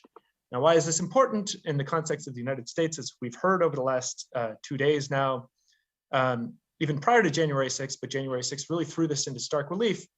We witnessed a subset of the population of the United States willing to engage in violent criminal behavior, and trying to understand why this could happen or how this could happen. One of the ideas posed is that this group of Trump supporters who stormed the US Capitol to try and disrupt the certification of the vote lived in an information environment in which the only information they heard was that their favored candidate had been unfairly robbed of an electoral victory. And the concern here is that if you exist in this type of echo chamber, the appeal or the benefits of a deliberative democracy are lost. You only hear one message, and therefore you can't even get to the point of discussing. So we're going to focus on YouTube specifically for a couple of reasons. The first, the big one, is in the United States, YouTube is the most popular online social media platform, eclipsing even Facebook. It is also the second most popular source of news for American adults. That being said, very little is known about the recommendation algorithm specifically. And so this is an example of what the platform looks like for those of you who aren't familiar with what YouTube is. It is a video hosting platform where you watch a video, and on the right, as you can see here, are a list of recommendations of what you might want to watch next. And so this is a video that my co-author, Megan, and I both navigated to, and what she saw and what I saw on the same video were a set of recommendations that differed. And so the question we're interested in is, what role does that play in potentially pushing people into these echo chambers, which then can contribute to growing polarization and the erosion of the populace's ability to resolve their differences peacefully? This question has already been of a lot of interest to journalists in the United States. Over the last couple of years, we've seen a lot of journalistic accounts of YouTube and Facebook arguing that they are pushing people into radical information environments. They are contributing to growing polarization. And a lot of these articles really blame, or at least ask the question of, what is the recommendation algorithm itself doing to contribute to this? And recent research suggests there's reason to focus on the recommendation algorithm. On YouTube specifically, the recommendations drive about 70% of what people actually consume. So this indictment, this question of what role does this algorithm play in contributing to growing polarization, thus far, the existing work has found no evidence of what these journalistic accounts are concerned about. So Ribeiro in 2018, Ledich and Zaitsev in 2019, they use very sophisticated data collection techniques where they scrape YouTube or rely on the YouTube API to collect information on millions of YouTube videos. And in that data, they find no evidence of this type of effect of the recommendation algorithm. The concern with this existing work is that by relying on scraping to collect their data, they are effectively amputating a crucial part of how the algorithm actually operates. So the algorithm is trade secret, but we do know from some work published by Google engineers that the algorithm fundamentally relies on personalization. Personalized data where they can tell, the algorithm can understand what an individual has watched prior, what their basic demographics are. The core idea here is that the algorithm relies fundamentally on personalized data, and therefore by using these sort of totally anonymous, large-scale data collection techniques, the data itself is somehow ecologically invalid. It is incapable of actually addressing the question of what is the algorithm doing. So our project is, our main contribution really, is we get real users. We're not relying on headless browsers. We actually recruited about 750 people in the fall of 2020 who were real Americans using YouTube, and we asked them to participate in a survey. And so the survey, we asked them to install an extension on their browser that we built, which would download the list of recommendations that they were shown. And then we said, okay, now go to YouTube, start using the platform with this extension installed. But we wanted to constrain their behavior in two important ways. First, we didn't want them to go to their preferred YouTube channel. We wanted to start them on a common YouTube channel. So we randomly assigned them to an initial seed video where they arrived at the platform. The extension then downloaded the recommendations that they were shown. And then we said, okay, now please click on the first recommendation, or please click on the second recommendation, or so on and so forth. And so that second step, which we're going to call a traversal rule, we also randomly assigned. And we then asked them to then proceed navigating through the recommendations they were shown for 20 steps. And the idea here is by randomly assigning both where they start and how they traverse, we constrain the user preference dimension, which allows us to isolate specifically the recommendation algorithm itself. So we collect all this amazing data, but we're confronted with this sort of key challenge of how do we actually evaluate the ideological content of a YouTube video? So I'm not going to belabor us all with notation here, but for each of these recommendations that are shown along the right, we need some way of estimating what is it about? Is it conservative content? Is it liberal content? Is it radical content? So to do that, we developed a novel method for estimating the ideology of a YouTube video. I'm going to sort of go through this quickly. I'm happy to talk more about Q&A, but the core idea is we have a three-step process to do this. The first step is we're looking at what URLs are shared on subreddits. So for those of you who aren't aware, Reddit is a collection of online forums that are called subreddits. These subreddits are organized around a shared interest or shared belief or shared passion. And we're going to focus on the 227 political subreddits on the platform and look at what URLs are shared across them. And so for those of you who are familiar with, for example, Adam's work on campaign contributions to estimate ideology, or Nolan's work with Poole and Rosenthal on DW Nominate, the idea here is very similar. We observe a behavior across a set of domains. And doing so allows us to then back out or to calculate what we are going to call ideology. So we're going to, in our case, we're using correspondence analysis where we look at how frequently different URLs are shared across these different subreddits. And we're going to run correspondence analysis, extract the first dimension of what's returned, and we're going to call that ideology. And so what you can see here is this first step of estimating a video's ideology allows us to estimate the ideology of the Reddits themselves, right? Along the x-axis is our ideology score. Along the y-axis are the list of 227 political subreddits. And our measure returns what I would argue are very sort of face value valid measures of ideology, where on the left we have liberal subreddits like Progressive Activists, Democrats 2020. On the right, we have conservative or our Second Amendment. And in the middle, we have things like neutral news. So having done this, the second step of our procedure is to then focus on those URLs that actually link to a specific YouTube video. And again, we're looking at how they are shared across this subset of political subreddits, but we've now scored them by their ideology. And what this allows us to do is to create a new correspondence matrix for only the videos and project them into the same ideological space. So you can think of this sort of in simple terms as taking a weighted average. If you are a YouTube video that is shared 100 times on Our Conservative and once on Sanders for President, we are going to score you much more heavily weighted by the score of Our Conservative. And again, once we complete this step, we find again sort of seemingly valid results where well-known conservative and well-known liberal YouTube channels, the videos on them, we score as either conservative or liberal. Now, the problem with these first two steps is this gives us 67,000 coded videos that appear on Reddit. The problem is we have this survey data over the fall of 2020 of hundreds of thousands of recommendations shown to real people. Not all of them show up on Reddit. And so what we're going to do in the last step is to use these 67,000 coded videos as training data for a transformer machine learning classifier The inputs are just going to be the textual metadata of the videos, including the description, the title, tags, and the description of the channel. And we're going to build this transform. We're going to train this classifier to predict the ideology of any video just using the text data.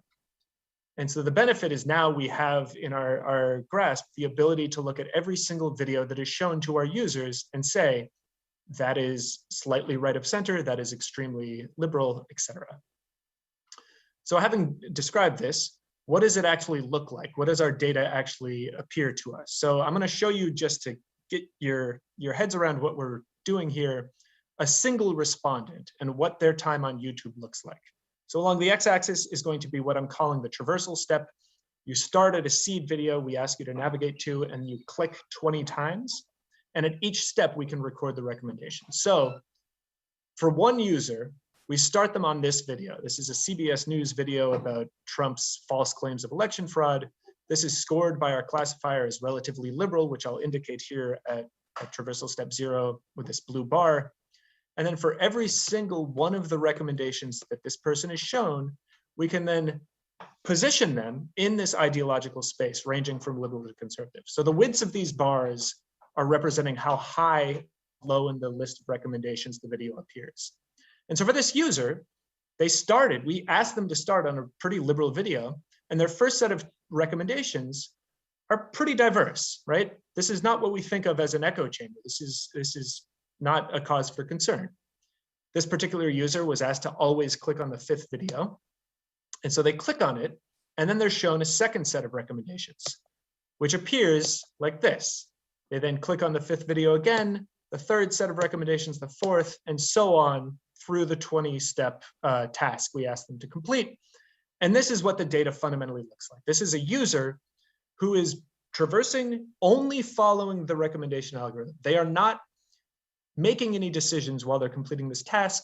And what they are being shown is a very diverse set of content. It's a sample of both conservative and liberal videos that are roughly centered around a pretty moderate center, all right? I would argue, and we argue in our chapter, that this is not what we are fundamentally concerned about. This is not an ideological echo chamber. However, this is only one user. Here is a second user. Again, they are randomly assigned. In this case, they start on a very moderate seed video. And the first set of recommendations, again, appears to be sort of this diverse cross-section of content. They are now clicking, I think, on the second recommendation. And what then immediately happens to them for the rest of their time on the platform is much more consistent with what we are concerned about, what we would think of as an ideological echo chamber. They're only shown conservative, very narrow content. And so the question for the remainder of this presentation and in our chapter is going to be, well, does this mean that the recommendation algorithm is actually pushing people into echo chambers? So I'm going to return to this concept and try and operationalize it for our data. And I'm going to do so along 2 dimensions. An echo chamber, for the purposes of our contribution, is the following. First, it is ideologically biased. The more time you spend following the traversals on the x-axis, the more either conservative or more liberal is the average of the recommendations you're shown at each step, all right? The second dimension is going to be how diverse or how homogeneous these recommendations are. Now on the y-axis, we're measuring this as the variance of the videos that you're shown at each step.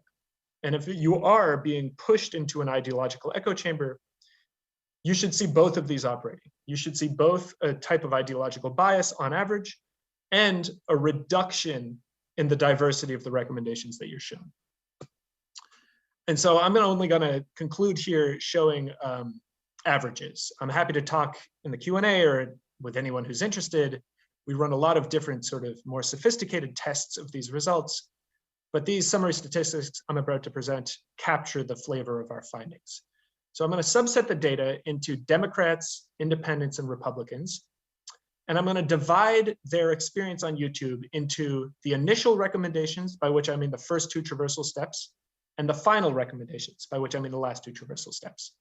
And on the y-axis here, we're going to be looking at the average ideology across those 2 periods. And so I'm going to start with the Democrats. within them, I'm going to divide them into those who are randomly assigned to a conservative starting video, a moderate starting video, or a liberal starting video. And this is what the experience for them is. If you are a Democrat and you start on a conservative video, you basically end at the same spot, right? There's no evidence of an ideological bias, either more conservative or more liberal. However, if you start on a liberal seed video in blue, your experience on average is that you are being pushed towards a more conservative part of the spectrum, slightly right of center.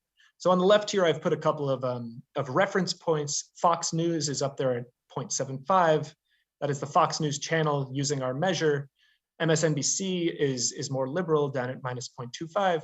And so what we're looking at here is a Democrat is being pushed from kind of MSNBC style content toward a little bit more liberal than the Wall Street Journal. Now, these patterns that I just described are roughly similar when we look at independents or Republicans. The main thing I want to call out here is that this suggests to me and my co-authors that if there is bias in the recommendation algorithm, it is biased toward a slightly right of center type of content. If you start slightly right of center, you end there. If you start more liberal, that's where the action happens. That's where you're being pushed. All right, so this is the first dimension of an echo chamber that I sort of anticipated in the prior slide. The second dimension is the variance. So I'm going to show you the exact same type of summary statistics, but now instead of looking at the average ideology, here on the y-axis, we're looking at the diversity. So the diversity, again, is going to be this measure of the variance of the recommendations that you're shown. And for Democrats, independents, and Republicans, the results are slightly more muddled. But again, we find this one striking result, which is if you start on a liberal video, the diversity of the recommendations you're shown, the deeper you travel, the further you follow the recommendation algorithm, the less diverse is the content that you're being shown. So that's the long and short of our research. We asked the question, does YouTube's recommendation algorithm push people into ideological echo chambers? And what we find is that the deeper our real users travel, these are real people logged into real YouTube accounts who are actually seeing what they see, they are being shown slightly more conservative and slightly less diverse content. The deeper, the more time they spend on the platform. So the answer is yes. By those two definitions, it is more biased in terms of its ideology and it is less diverse. But, and I want to emphasize this, on average, this is not what the fear is. This is not what the New York Times journalists who write about the great radicalizer are thinking of. And so there's a lot of caveats to these findings that I'm happy, again, to talk in more detail in the Q&A. Are we looking at a lower bound? What are the implications of relying on averages to analyze these data? How important is it for the subset of users who experience something like that very extreme rabbit hole I showed in the example data? How important is that, or how meaningful is that to American politics? But I'm going to stop here. I'm going to thank all the organizers and everyone else for your time and attention. And I'm really excited to continue the conversation, and gratitude to my co-authors. Great, thank you. So as has been the practice, I'll start out with a few seed questions here. So let me start in reverse order and ask Jim. So I have a weird experience with YouTube, in that every time I go on, all it ever shows me is Saturday Night Live comedy videos, and never anything else. And I don't know why it does that, but it's always given me the impression that they're not just using my YouTube behavior, but they're also getting data from Google, my browser usage. So I'm wondering how you deal with that particular thing methodologically, in that, presumably your respondents have different browser histories, which the algorithm might also use, since we don't know what's in the algorithm. So I'll leave that question for you, but let me ask the one for Professor Choi. I was wondering, in your media usage panel study, you find that the social media usage moves people in a progressive direction overall, but I'm wondering if you did the subset analysis of looking comparing people who were initially progressive in 2012 versus people who were initially conservative in 2012 to see whether within those two subgroups, social media had different effects. So we'll start with those questions. I guess Jim can answer the first, and then Danu can answer the second one. Thanks. Yeah, so you're absolutely right. And in fact, we do have very strong suspicions. I just presented this work a couple of weeks ago to actual YouTube engineers. There was a really fun mini conference with the practitioners and the researchers. And they as much as admitted that you're right. It's not just your YouTube account. It is your entire profile that Google knows about you, which includes AdSense. It includes your Gmail. The amount of information that Google knows is a lot. And we see that as a feature of our approach. Because, like I said in sort of the motivating slide of why we care about real users as opposed to anonymous browsing, we think that the recommendation algorithm without personalized data is not actually the recommendation algorithm. It's some weird amputated thing that doesn't actually capture what is actually happening to real people. To your specific question of what does that mean for our interpretation of these results, I will acknowledge that we have, for this analysis, a convenience sample, right? This is an advertisement we put up in the fall of 2020. But by randomly assigning people to start on either conservative or moderate or liberal seed videos and randomly assigning them to follow a traversal rule, we're constraining their behavior in at least a part of the way that will allow us to isolate the recommendation algorithm's independent effect. Now, insofar as we know their self-reported partisanship, we know their self-reported education, we asked a bunch of questions of these people after the fact. Insofar as those controls can sort of soak up that variation that you're describing exists in your personalized Google account, we can account for that.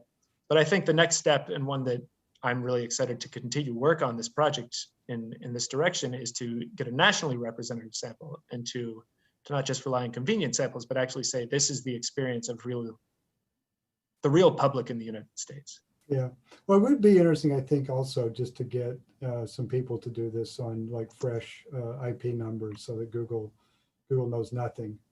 So that's actually, there's a lot of work on that. So the two citations that I mentioned, that's effectively what they're doing.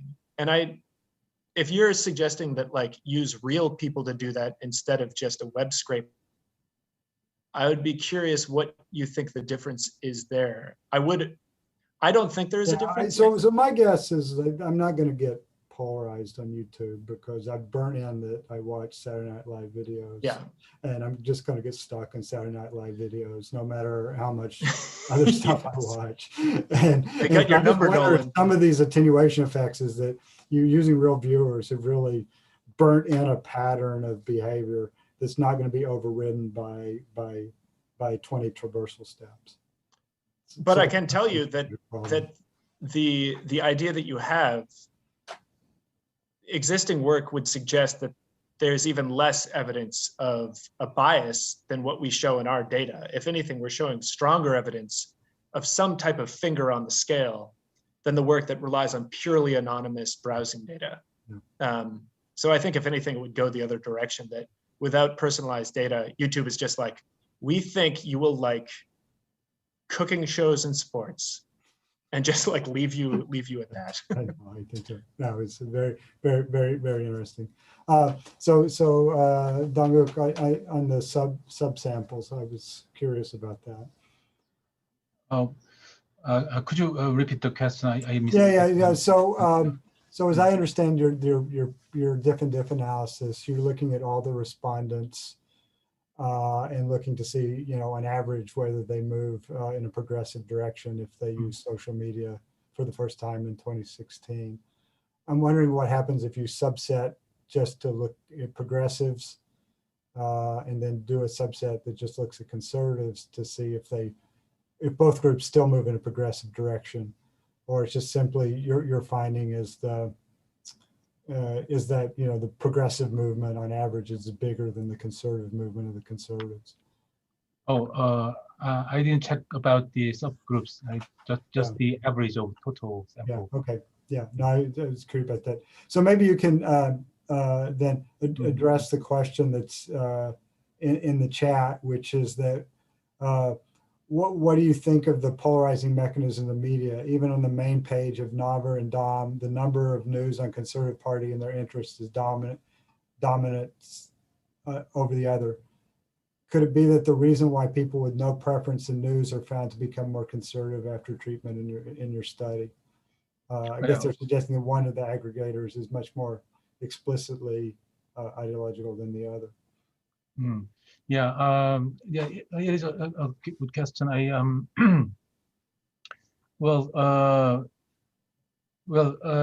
Sadly, I don't have the empirical evidence for the effect of news aggregators.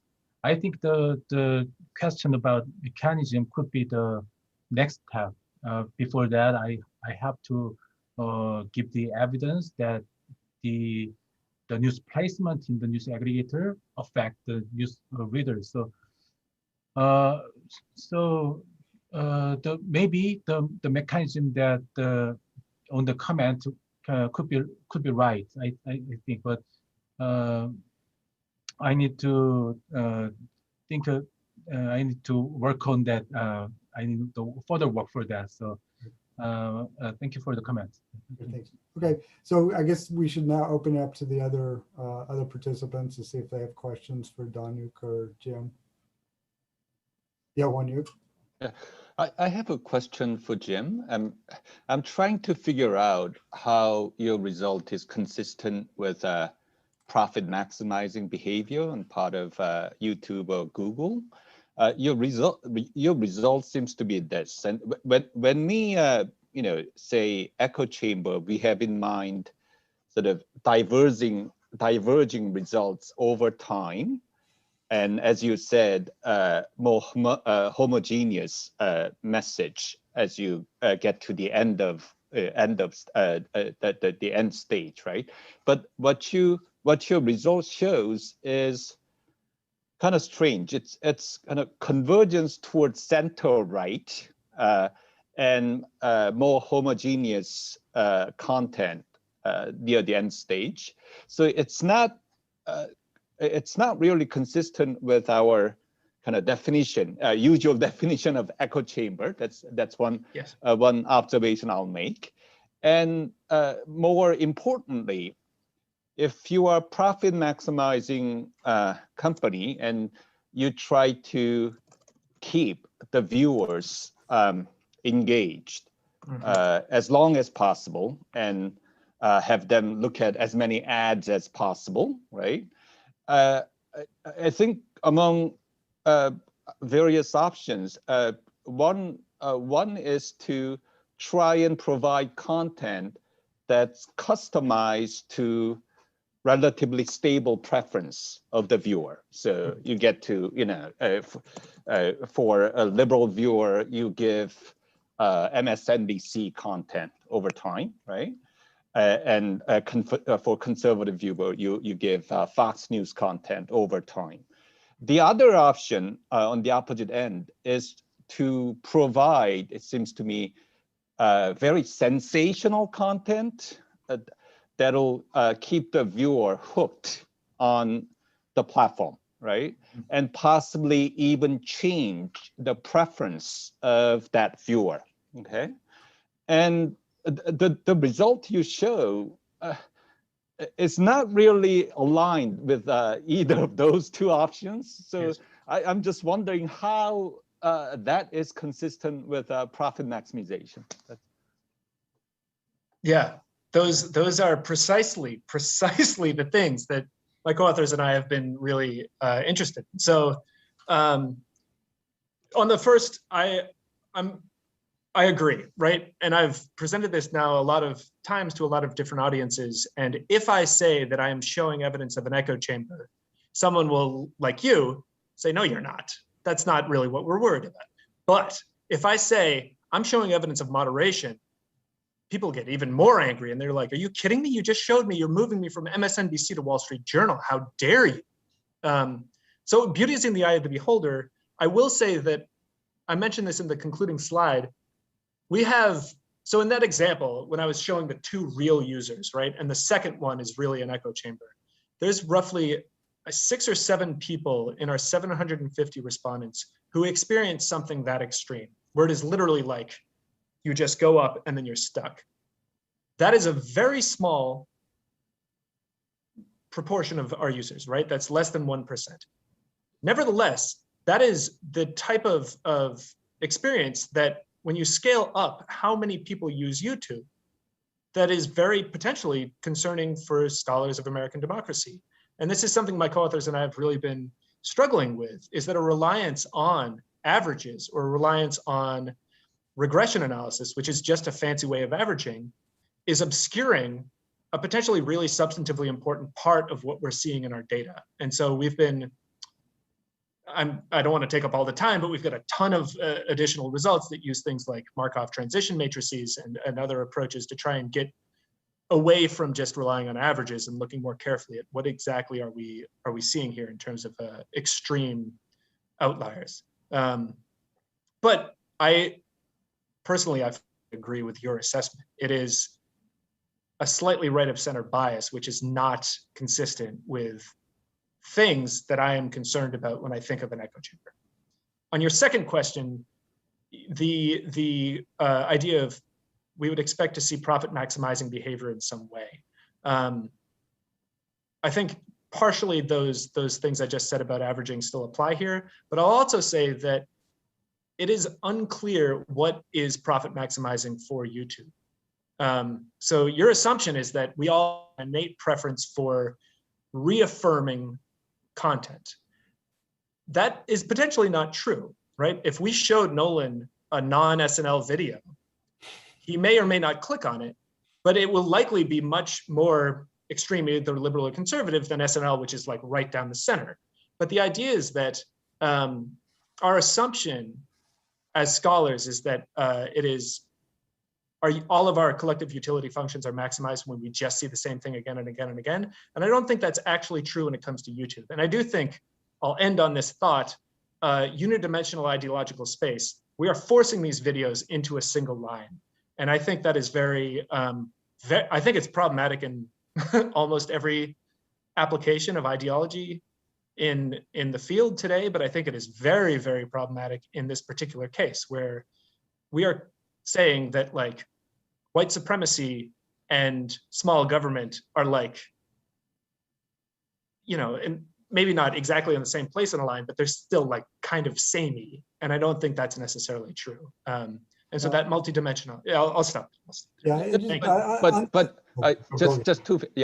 I'm open to the possibility of changing preferences. I'm not saying your innate stable preferences last forever, but if we allow for changing preferences out of expected, as some artificial intelligence people also argue, out of expected that a company like YouTube would try to show sensational stuff and try to change preference that way.